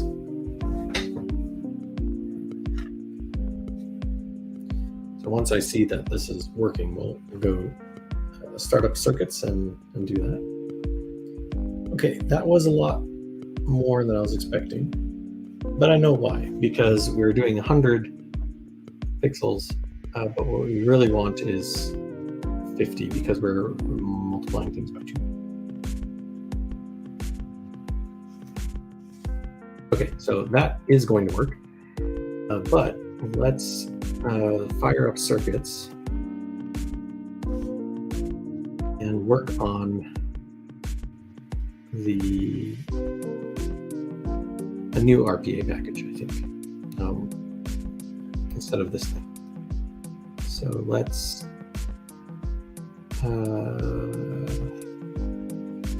go to Chrome instead. So Chrome, it works slightly better. And copy this in there.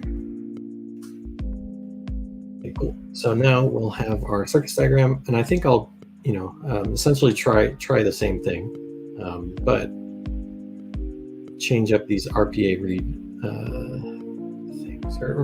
Yeah, we'll replace these one by one with PyAuto GUI things.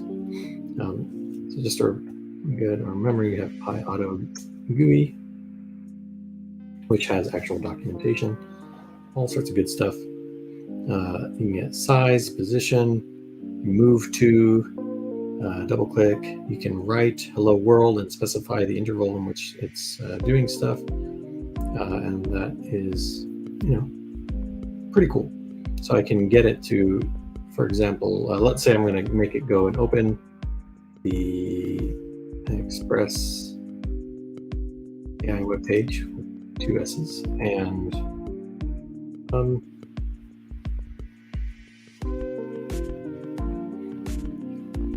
I'm going to have it click contact us, right? There's 2 contact us, but let's say I'm one of the spammer assholes that spam me every few days by clicking on this link with a bot or something like that. And let's say I wanted to be them for a second. So there's 2 contact us links, and so we're going to highlight both of them and specify that I want to click on this one, for example. That's a reasonable thing. And then automate going to contact us, and then adding some stuff. That would be kind of cool, I think. So let's do that. Okay, so we'll go and make it inside of here. Slightly easier to do that inside of PyCharm. Now there was a I think I'm behind a little bit on the circuits. I'm not sure if I want to update that. Things get a little wonky when you update things. So I think I'm gonna just do it in here. Okay, so I'll create a new component library for those that don't know. We have so Xircuits is a GUI, like a graphical programming environment that's inspired by blueprints from Unreal, because those worked really well for games. And I kind of felt that, man, I wish we could do that for AI as well. And so we designed this to work with inside of Jupyter Lab. So this is a Jupyter Lab with a little badge. And you can see we've added this component tab, which allows you to take things and then drag them in there. So for example, you can take a literal false thing and connect that to these components. And you can also look at the source code of the components, right? So if you open the script, these components are really just Python code with some annotations on what they have, right? And anything that's an in arg turns into a port here, and anything that's an out arg turns into a port here. And then you can string these things together and hook up the outputs of certain things to the inputs of other things, and then all that works. And behind the scenes, we generate a Python script that does all the stuff. And once you've generated your Python script, it can run anywhere. So very convenient thing, I think. But anyway, so we have this RPA core and basic, which were based off of the RPA library from Python, which sucks. So let's create a new component library based off of PyAuto GUI. So I'll create a new directory called XAI Auto GUI. And then you can create a new init file. Okay, and now that it is a package, we can a new Python file. I think we'll call it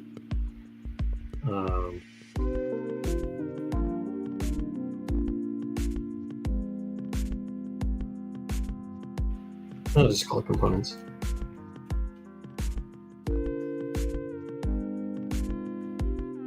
Okay, so a component is simply an object. Let's take the RPA one and just copy these components in here. Instead of these things, we'll start changing it. So we'll do import auto GUI. And then we have our foo component, which will do something. And then we don't need an init anymore. And we have our execute. What we can do is pass. Okay, so that's mainly the main thing. We definitely want to keep this keyboard click. I think let's kind of design the thing. So let's go back to the PyAutoGUI docs. So it has a cheat sheet. That's perfect because we can just implement all the functions that it has.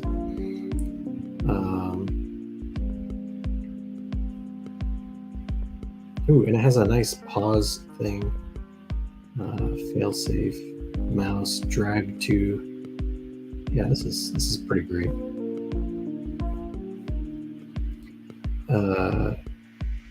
Cool. So let's first get this position, size.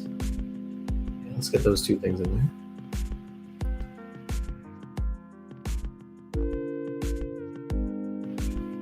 Back in the pie chart.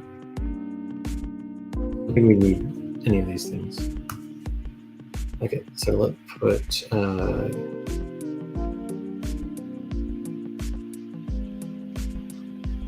so one interesting kind of problem of the components is like namespacing the components, which is a little annoying. I think we'll use GUI for this, or go with auto GUI. Position. And this is something that only has an out arg. So we'll have mouse position, so an out arg of point. I don't know if that's a thing, but it does kind of make sense. But it might be a little annoying to work with these objects. It might be better to work with an X and a Y.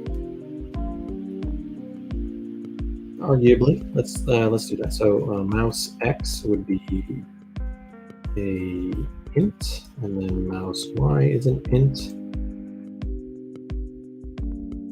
And in the execute, we do yes, exactly. Or not exactly. So self. Okay, yeah, the mouse of value. Man, that is so good when it works. But it could be wrong. So let's see. Click, give it an N, X, and Y, and then it clicks on X value, Y value. Yeah, that's perfectly reasonable. And then we'll want to double click. Yeah, that's fine. I think that's good, and that's also perfectly reasonable. And I guess maybe it's out of ideas now. Right click. Yeah, that's a good one. We want to right click. I'm guessing these are all real function names. Let's double check that while it's here.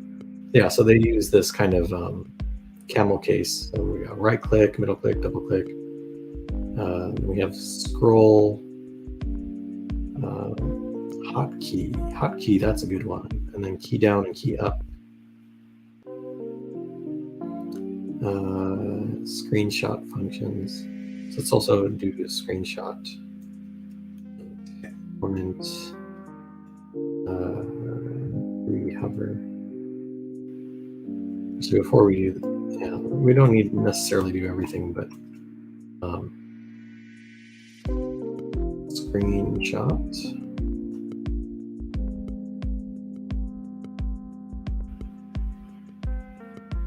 Okay, and then I think we'll also want to have the out file name.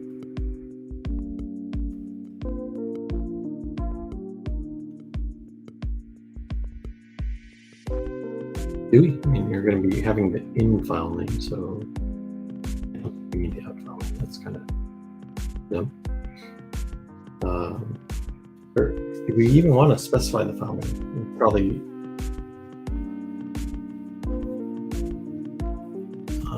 from a usability perspective, having the file name that could be a thing. So let's save it and just like look at it.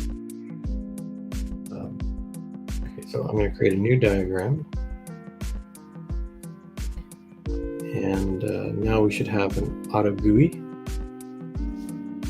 screenshot. And I want to give it a file name.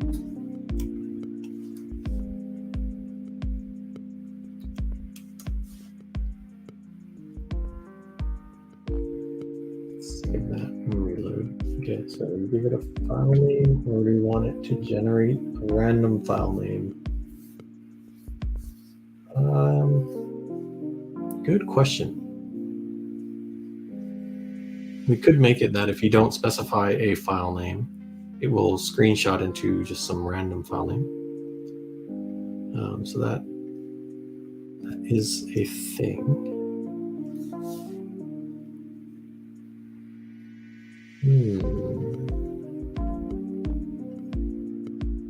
Why does this drag thing sometimes not work?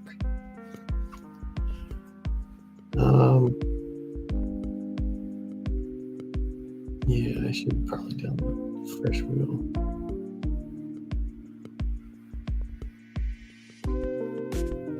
So then we'll get a literal string, which would be screenshot.png. It's kind of true. I want to keep it. So just doing it this way, and then let's also, while I'm at it, go and create a new XAI OCR directory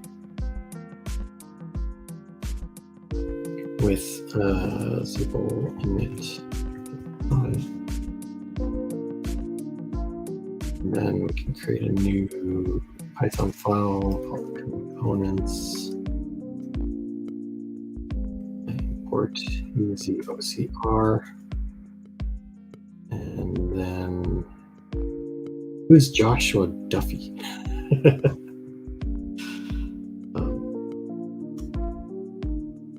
Let's also add all of these things in here.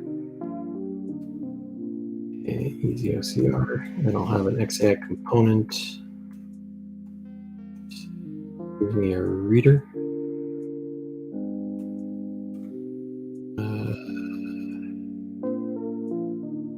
So how do you do easy OCR again? Let's go back to the UI test. The main thing we want to do is create a reader, and then we can do read text. So we want to have a same thing. So this will have a reader, to be an out reader. I need the init. Execute. Yeah, and then I guess the language is what we want. There's a stir here. Self.language.value. If self.language.value. Else, yeah.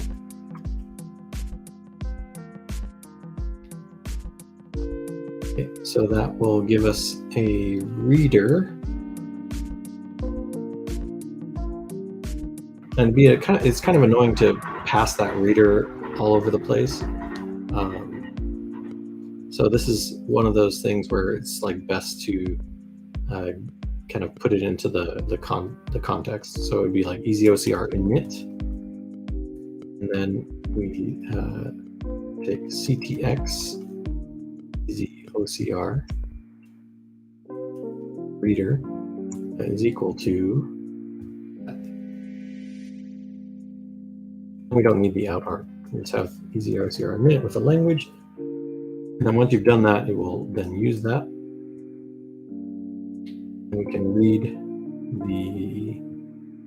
that's the image file name, and it gets the easy OCR reader read text from the value. Yeah, so that's essentially how we did it before. And that's good. Cool. So now let's go back in here, this little refresh. And now we can easy OCR init right after this. That would connect, please. Didn't feel like that connect. Yeah, maybe I should just get the wheel just to deal with that, so that works. Okay, and then for the string, we want en. Okay, and then once we've taken the screenshot, we want to read. So that's another thing. That text is not a string. UI read text was a bunch of results, which was a list of. Yeah. That is an annoying thing to type.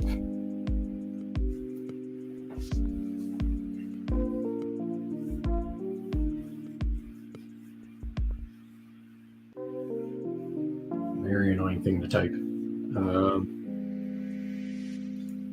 But essentially, you have your B box as the thing 0, and what was the other thing? I think it was the confidence. So you have your B box, your string that was detected, and then the confidence score of that.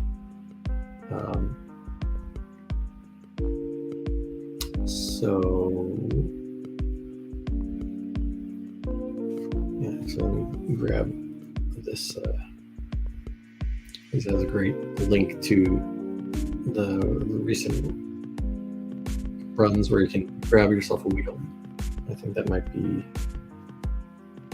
good, since I'm in circuits for no real good reason. I'm developing component libraries, and those don't need to be built into the circuits or anything like that.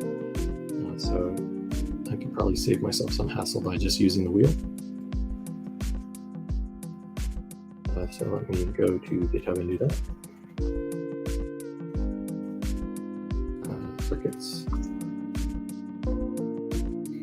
If we go to the actions, there is this the one you're talking about? It was 4414.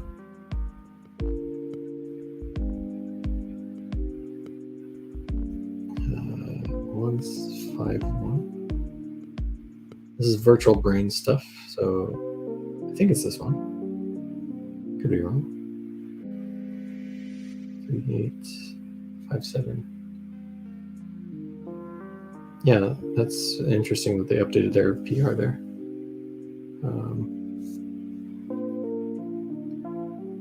Yeah, so you mentioned this one, but there's also this one.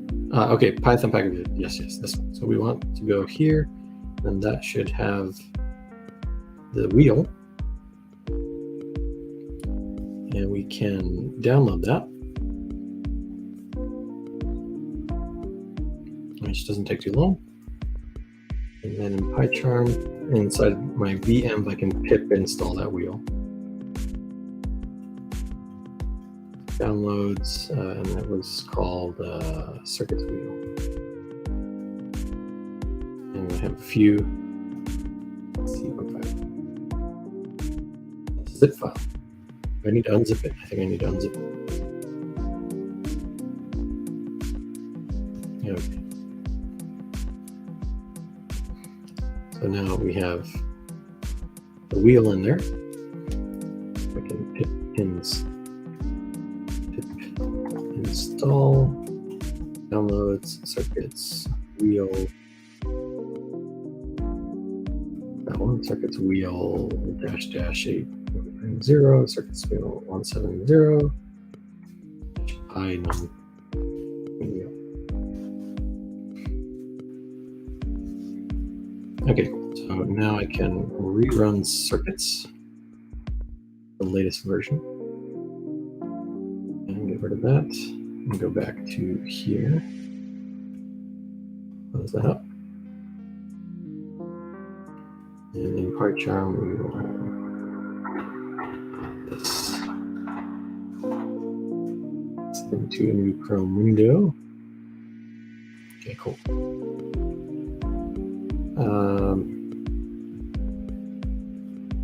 Cool. Now, I still have the same problem. Okay, so that didn't fix it. And now I need to find out why maybe later. It's probably a cache kind of thing. There we go. Now it's better. Cool. So then the next idea would be we read the image would be this screenshot PNG. Then we have our text, which is not a string. So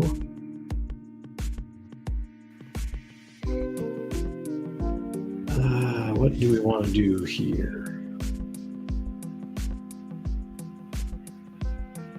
You can make a special type for it, right? So put like a class easy OCR result, which is exactly that. And then this could be an easy OCR result instead. Or not an easy OCR, but a list of easy OCR results. And then instead of that, maybe we have something exactly like this, right? So for every result, we then pack that into a result and set to the value.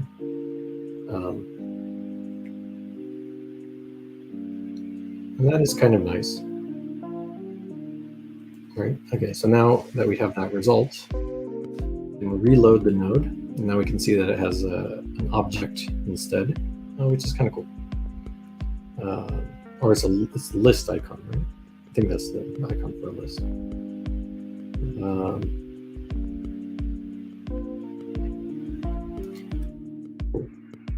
So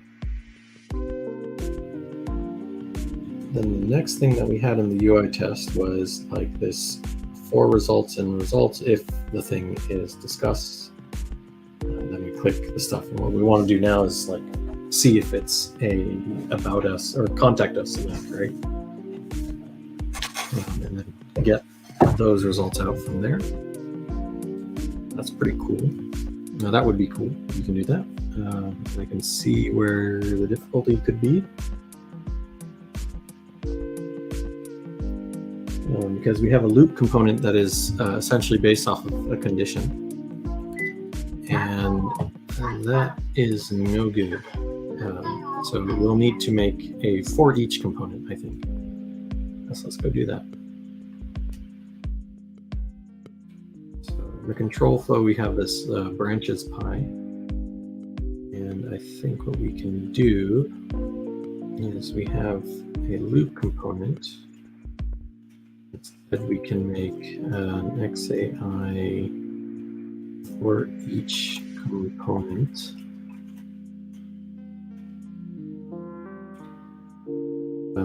That has a body and items.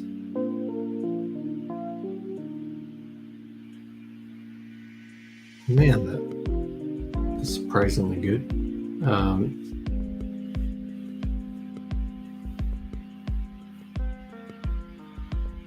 And it's a thing that I didn't think of. Like, so how do you pass the item into the thing? having the item in the context makes sense because it can't be a regular port. Because if it is a port,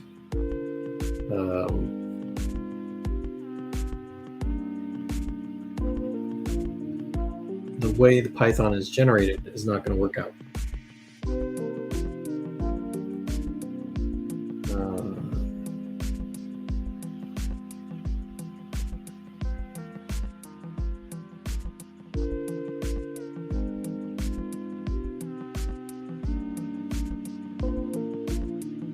It needs to be in the context.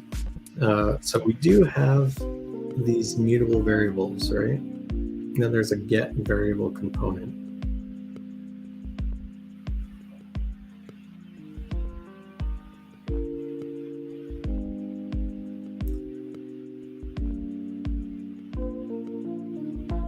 So I think we need to use that. So this could work, but it then means that every time you make another, you have to make a component that is aware that it's in a loop.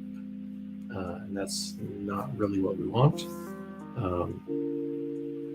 What we want to do is have the for each component be take items, but then it defines a variable, because that's really what it's doing, right? Like a for each has something and it defines the variable item in items.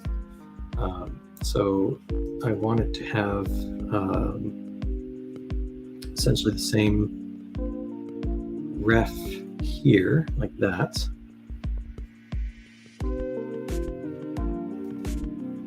Right. And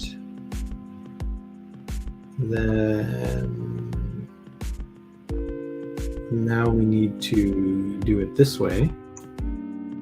We need an init that sets the ref to be a mutable variable.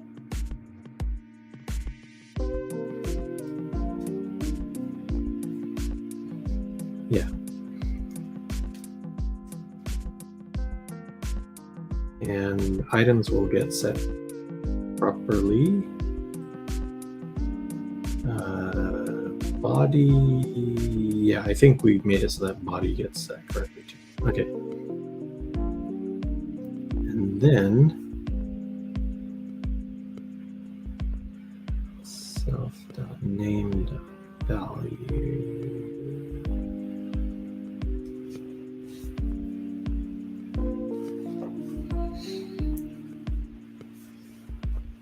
So we need a name. And do we want the user to be able to specify what that name is, or do we generate a name for the loop? The reason we want to do that is because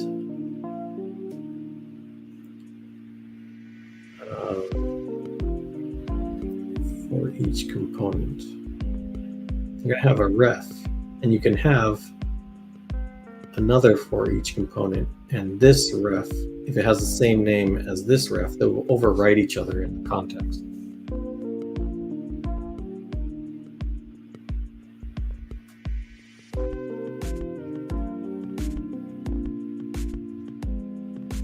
Which is probably not what you want. But then do you care about the name of it?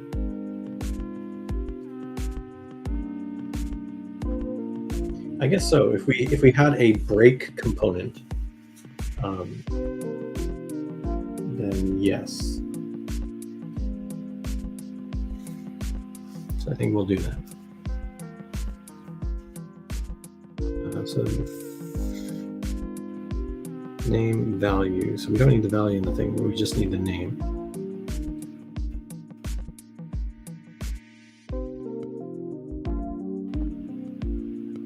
Yeah. Okay, so for each component, we're going to take items,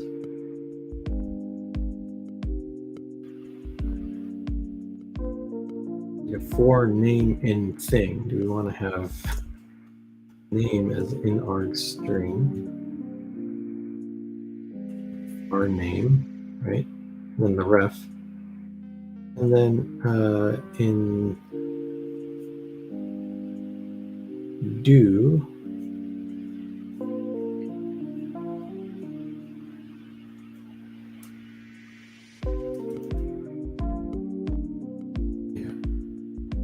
then this will be item,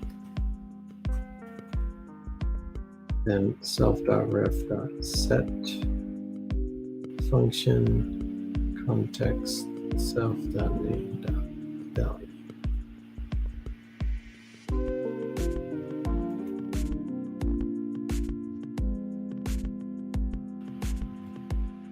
And we do the body, and everything can share that name. Okay, so I think that's good enough actually. So let's give this a refresh, and then we have a for each component. Okay, so for each thing, I think we want it first. Yeah, like weird aesthetic issues come up with this. Like you have to think of how the code looks like when you're and like drawing lines. Is best to not have lines cross over and things like that. So making it so that it's possible that not everything crosses over is probably good. Okay, so for each item, we're going to have a result, right? And this thing, instead of called text, it should actually be called results or something like that.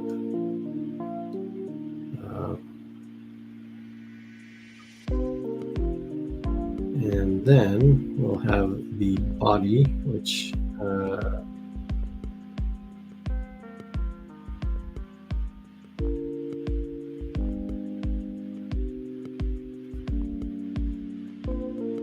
we want to filter, right? So I kind of want a branch component here. Then the condition is going to be a little complicated. Pretty complicated. Because we want to, if we are going to, which is kind of what I'm aiming for, I get this, we want to see if result 1 is discuss, or in this case, contact us. So we're going to need in the OCR component. Okay, so first let's call this not text. Let's get rid of it.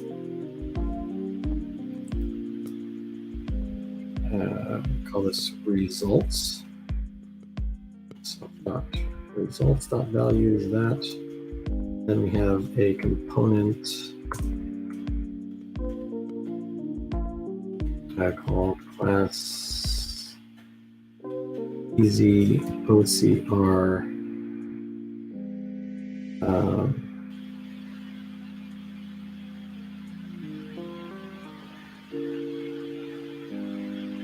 get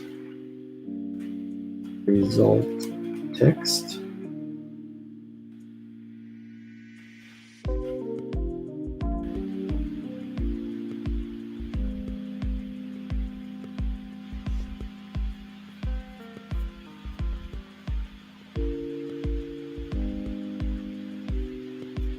Or maybe like kind of get result info, right?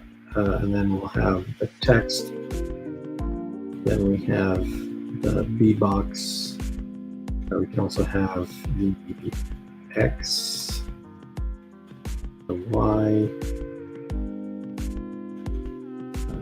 width, height. I don't know if we need the B box. We just have the X, Y, width, and height. And the text, and then finally the confidence, probability.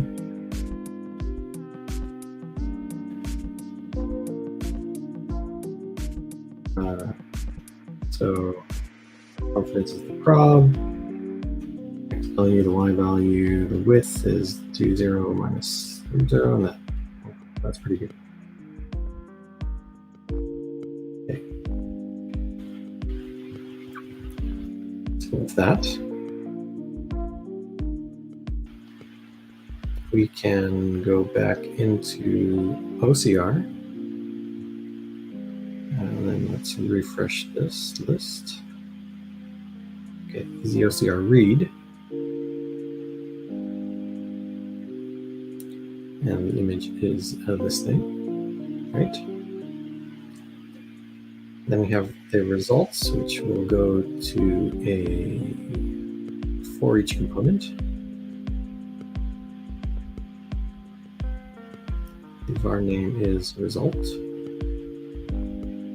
And then in the body, we will have easy OCR result get info.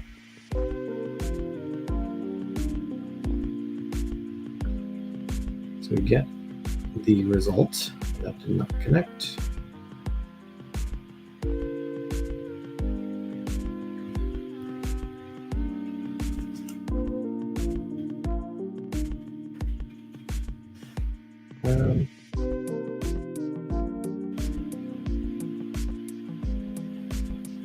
Yeah, and then I can have a branch here where the condition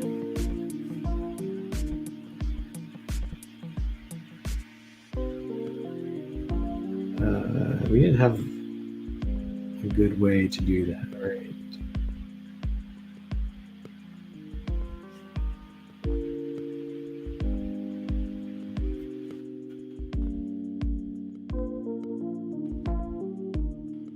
Have like a comparison component.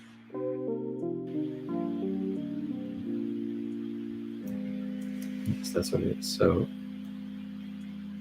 we go here, then we compare whether the text, which is the A, I'm not sure if that's going to work. Comparison seem to be wanting ints,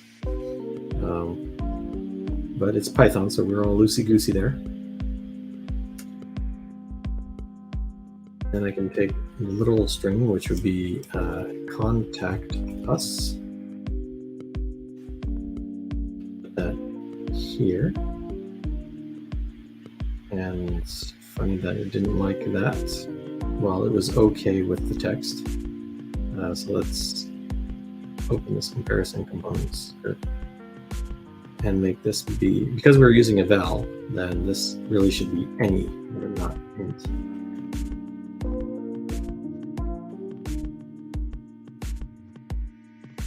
Saved by that again. And then let's reload this component.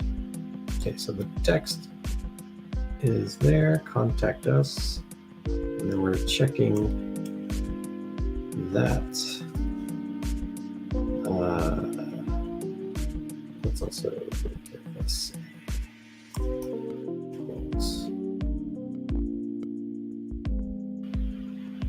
There we go.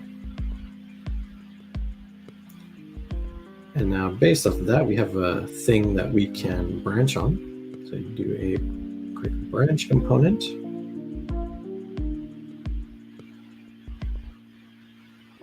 With that condition, if it would connect. There we go. And essentially, when it is true, for now I'm just going to print stuff.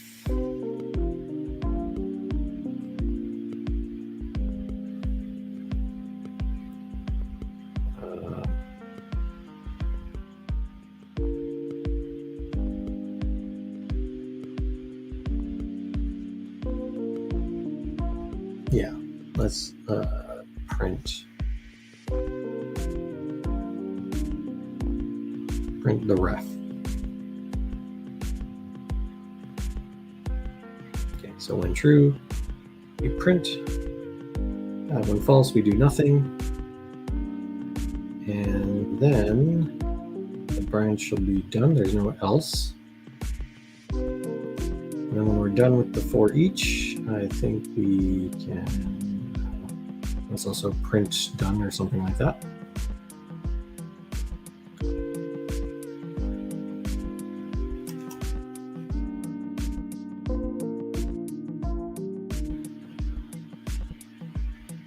Yes, there we go. And then we can finish. And then again, connection is a little wonky sometimes. Really not sure why. Okay, cool. So now we should have an easy OCR init, read, AutoGUI screenshot, and that should run. Let's give it a try.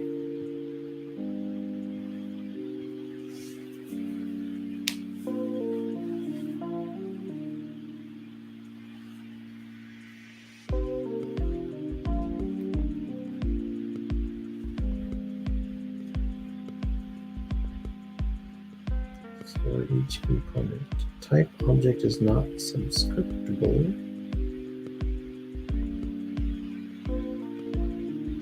Oh, right, because we're running kind of like old stuff, so we can't do that necessarily.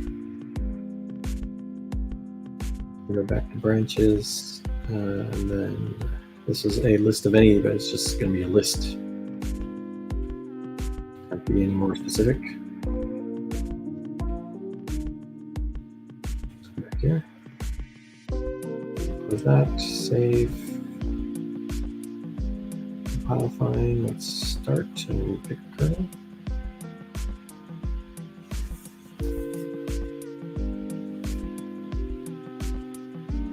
And again, an easy OCR read had the same kind of issue. So OCR components.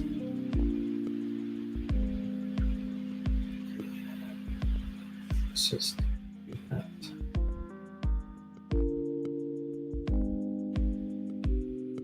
I think it's done. Also, all things that Copilot was doing, but I can't blame Copilot for that one. It has no idea that kind of limited in terms of the typing.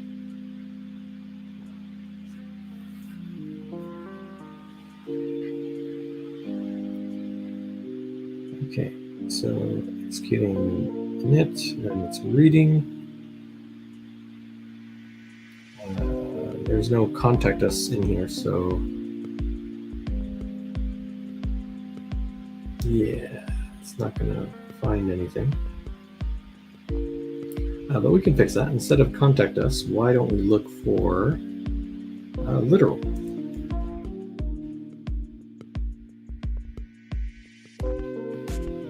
Yeah, that could work. We have a lot of literals in here.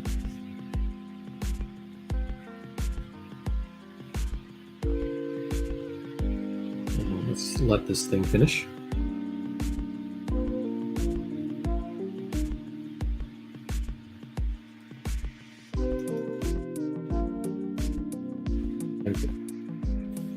Because for each component doesn't have a name. Did I forget? Let's have the name. Branches for each as a var name is. Don't know who to blame for that one.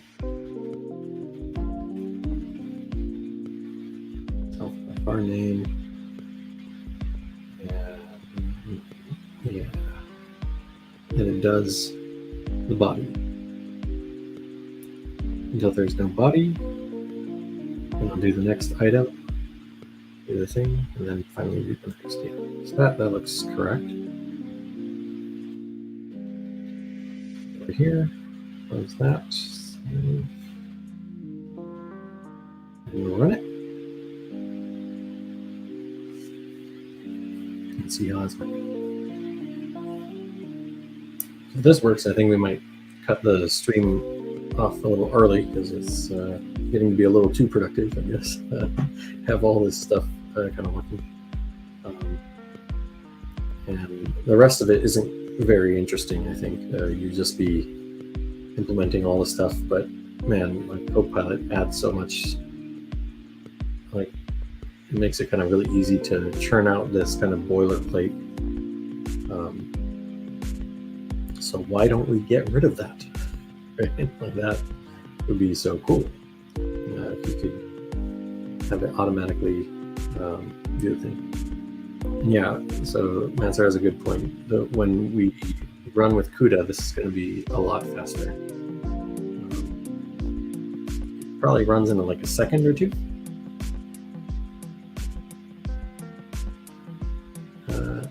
Okay, name Chrome is not defined. Why is it doing that? Because it is taking A and B value, but those are okay, so it was made for ints, right? So it's kind of expecting that A value is like a number and then B value is a number, but in here we have strings. So we got to change that comparison component. And we're making good progress here. So comparison component. I think I will special case strings.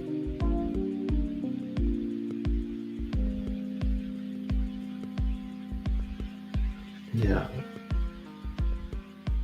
If you have a thing, it's either going to have to be, it's going to have to be like a string or something. So yeah, these things have to be special cased. So I think I'll put A is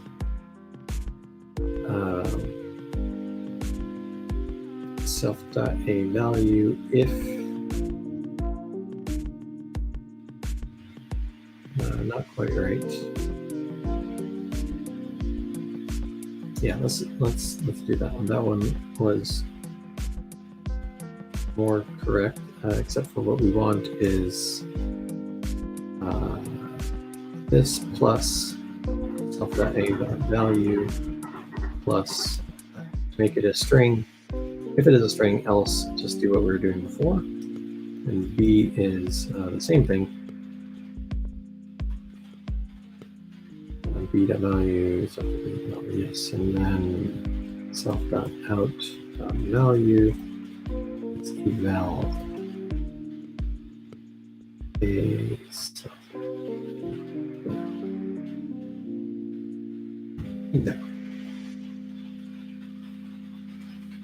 Okay, so that seems to have fixed that. We can save, make sure this doesn't go away on us. Run it.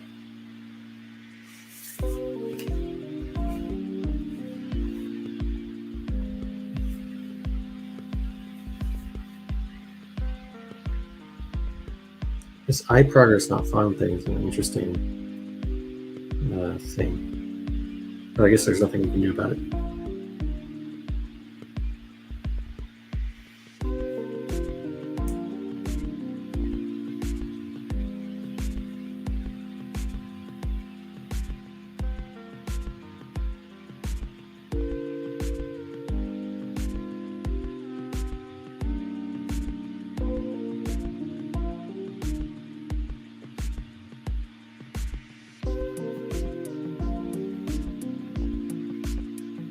Man, I wish I could speed this thing up with the GPU on Mac. Unfortunately, this Windows thing can't access the GPU. I do have like an external GPU enclosure, but you can't do the pass-through with Mac. Has no attribute when false. Okay, so branch component is not implemented good. Branch component.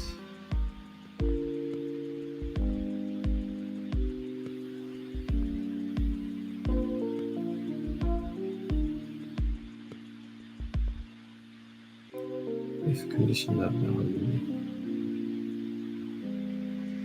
So Unfocus. Yeah, I think we'll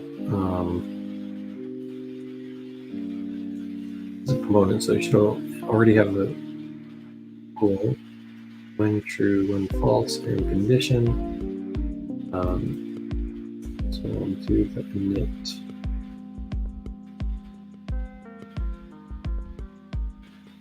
And then when true, none, self.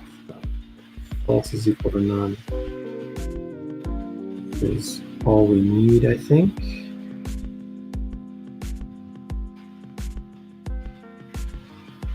Yeah, I think so. Okay, so let's compile and run it.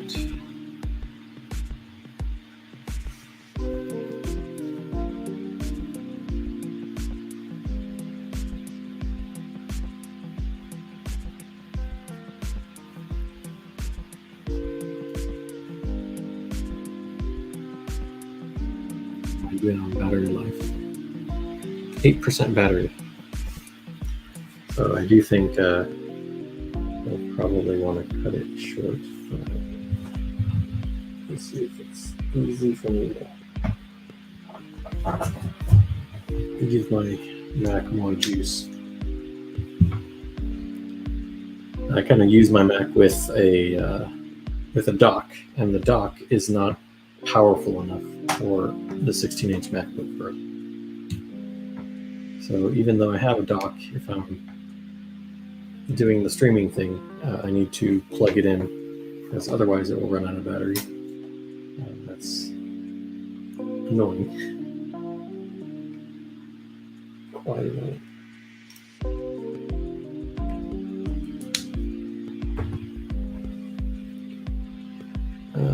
Okay, so it's doing a lot of those things and then printing out the result every time we get the thing. And then we print done and we're done. Cool. So now it's working. I have like a real loop happening, and added a bunch of capability to Xircuits right just this moment.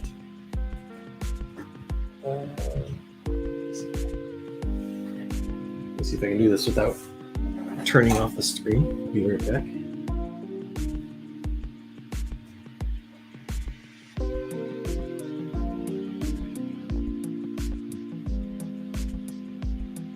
I don't have any available power outlets. Okay, but it just barely reaches the. Okay, awesome. So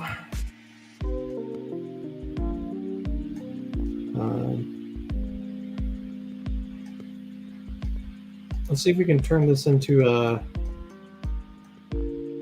test. I want to drag that thing to the center. Type a thing. Type thing. Center. Type a thing.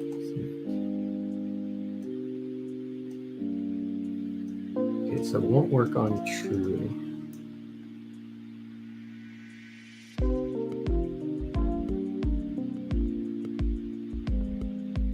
It won't work so well on the other ones. But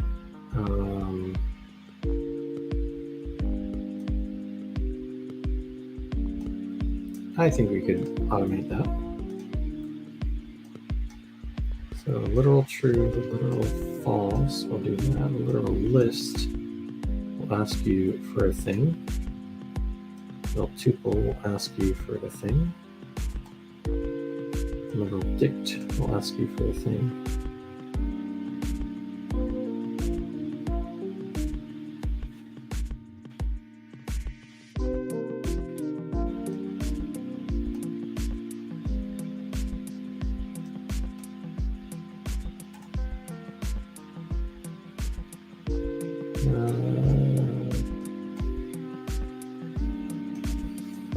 Okay, little true and false are like the odd ones out here, which will make automating it be a little weird. Everything else you can have like drag it to the middle, click cancel, right? And then that works with everything except for true false. So we'll need to have a condition. If there's no cancel, then delete that, right? Cool. So let's go back in here and then just do one last thing.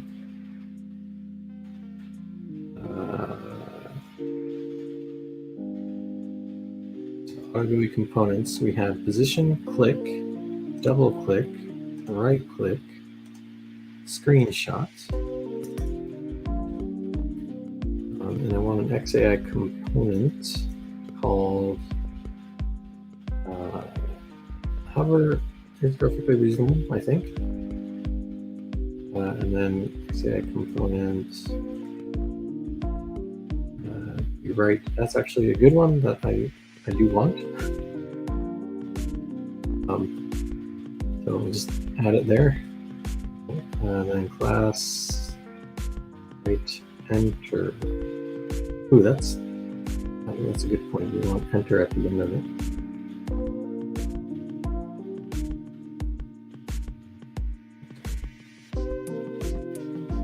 Okay, what else? We've got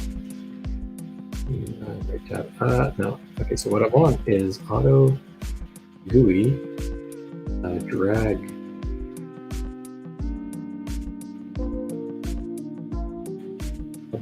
to. But the previous one, yeah, start and something like that is what we want. Except for I don't write my Python like this. I write it like this. I'm a weirdo. And stickler for things just being indented in the same way.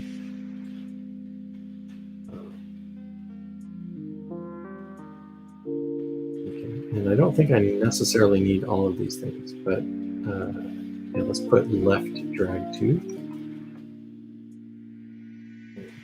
We'll just get rid of these, use the defaults.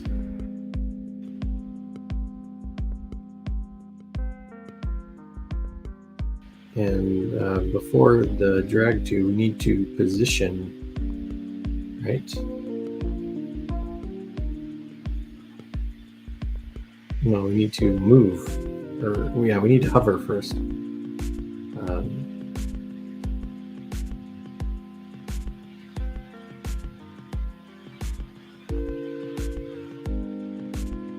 Because we already have hover, so we could totally use that, or make left drag to move to the start X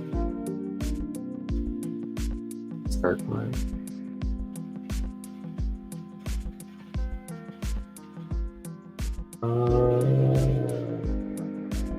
Drag the hover, and then drag the drag to, or just have drag to.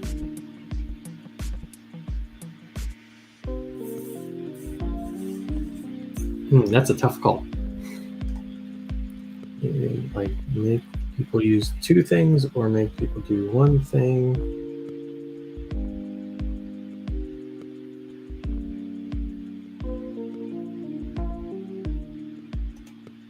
Or just make it optional. Right, so if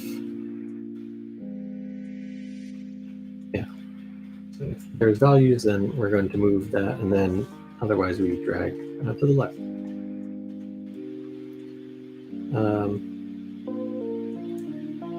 Cool. So now let's go back in here. We'll keep this done thing as done, right? Then we have our literal things. So instead of printing it,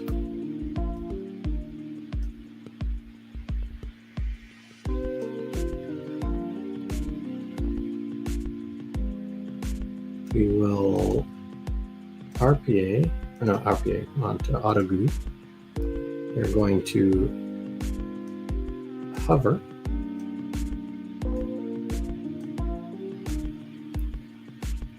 oh no, not that. So when it is literal, we are going to hover to the X, Y. So this XY is like the top left corner. So there's maybe something we need to think about.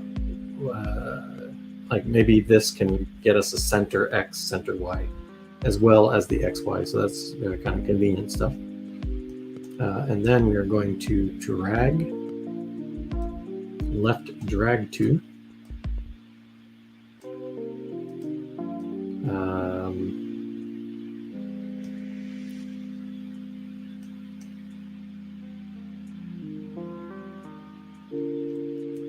left drag to, I don't know, 1000 by 500, which we want to possibly make in half. So we'll put 500 here,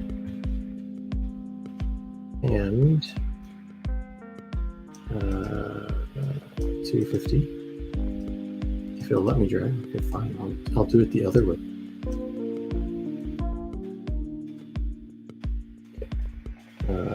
Dragging is now not so happy right now. That screenshotting thing might have messed it up. Okay. The events that we get is super sensitive. Okay, so we'll drag to the middle. Then in Aragui, we will screenshot. Or maybe I should actually make a, like easy OCR read screen, right? That would be totally useful. Okay. And we'll call this file name screen.png. What was this one called again? Yeah, screenshot.png. Maybe just not to overwrite it, we'll just call it screen.png. Now that we have a screenshot, we can OCR and read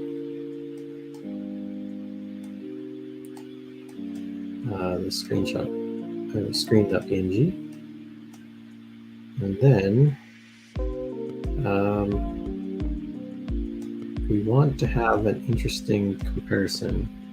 Essentially, it's going to do this, and then I want to see if there's a cancel. So we'll go into the control flow, and for each component,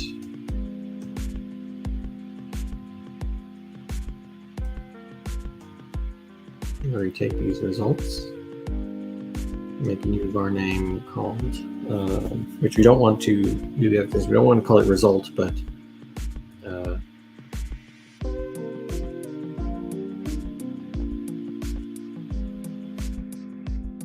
result.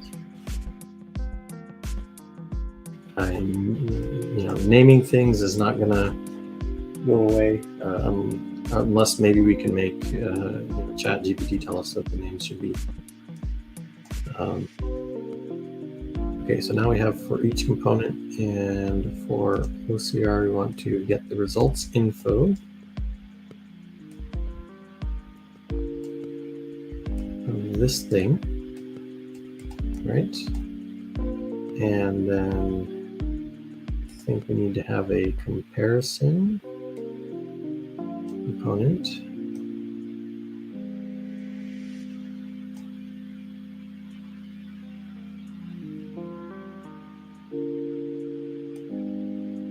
We might need a defined variable component. Essentially, we need to have the pattern of if there's any cancel button, then we want to go and click it. And if there is no cancel button, then we do nothing. Yeah, I guess we don't need to go too crazy. We just go, if the text is cancel,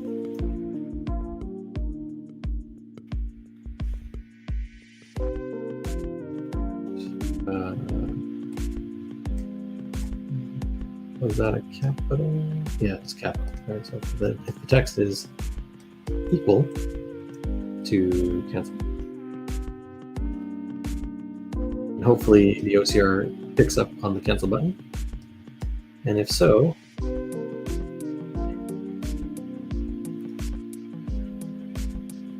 then we have a branch component. I kind of think this comparison component should be built into the branch component, essentially, now that I think about it.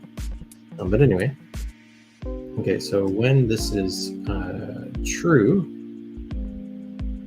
we want to auto GUI click.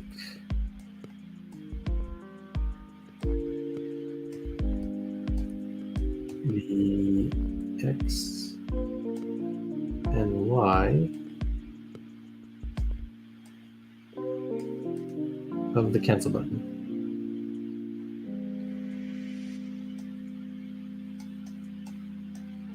Yeah, seems reasonable. So let's see. So can we automate circuits testing with Xircuits? Open up this, run it, and yeah, I think we'll call it a day if this runs, and if not do it.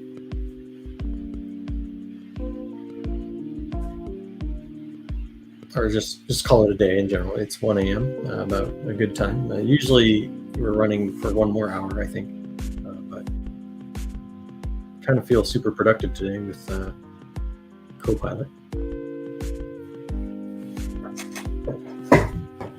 It is great. I have to admit, it's really great for doing the kind of boilerplate that is required, like for things like this, because it knows what the APIs are and can map that you want to do the same kind of thing.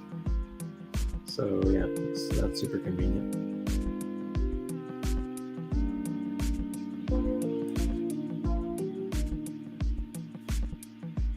I should probably make this a little smaller. If 6183 equals literal,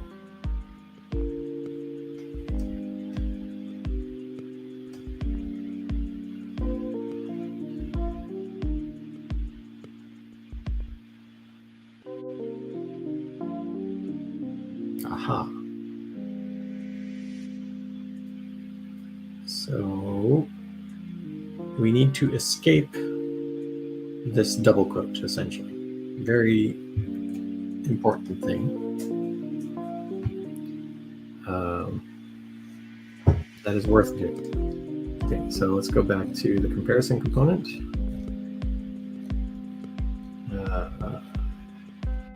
Okay, so we're wrapping a.value in these quotes, but then we also want to replace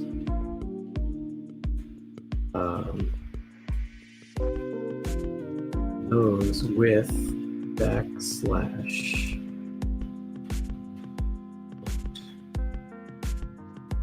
The exact same for B. That can probably be a number of other things that might also kind of happen, but that should be the minimum that we need. Okay, so let's save, refresh this so that it doesn't go away on us. Compile and run one more time.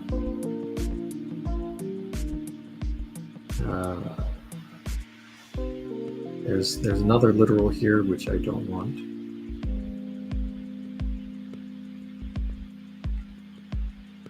Oh, there's actually many literals. This could be a problem.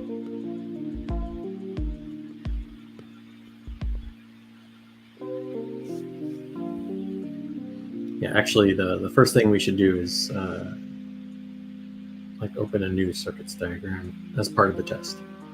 But those are details that we'll get to later. We don't need to worry ourselves with those things.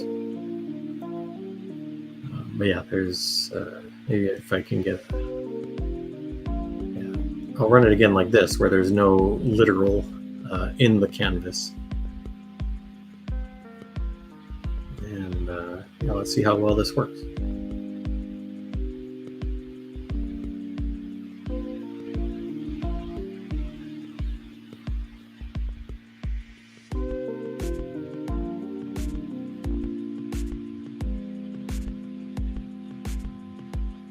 Darn, it failed. Why did it fail? It failed because you can't compare none, type, and float. And that's because you're trying to drag to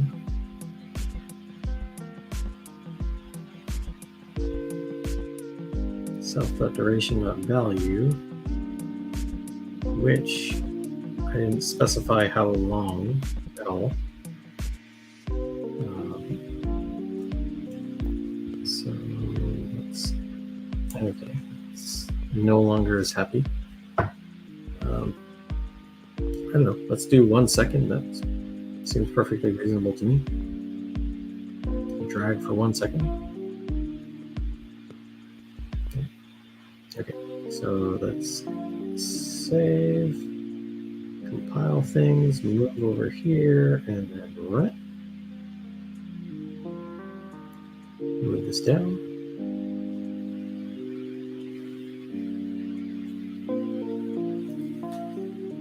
Okay, so this was a strangely productive stream, and it would be kind of cool if we can make tests for circuits using circuits by leveraging this kind of automation suite. You can totally see that the Pi Auto GUI is just so much better of a solution for this than RPA. So I think we'll strive to include that into circuits going forward, or as an installable component library. So if somebody wants to automate their UI stuff, they can do it in circuits. And I'm pretty sure all this stuff will also work on Windows as well. So that's pretty good. So let's see. So unfortunately, it didn't find any literals, but I'm sure it works.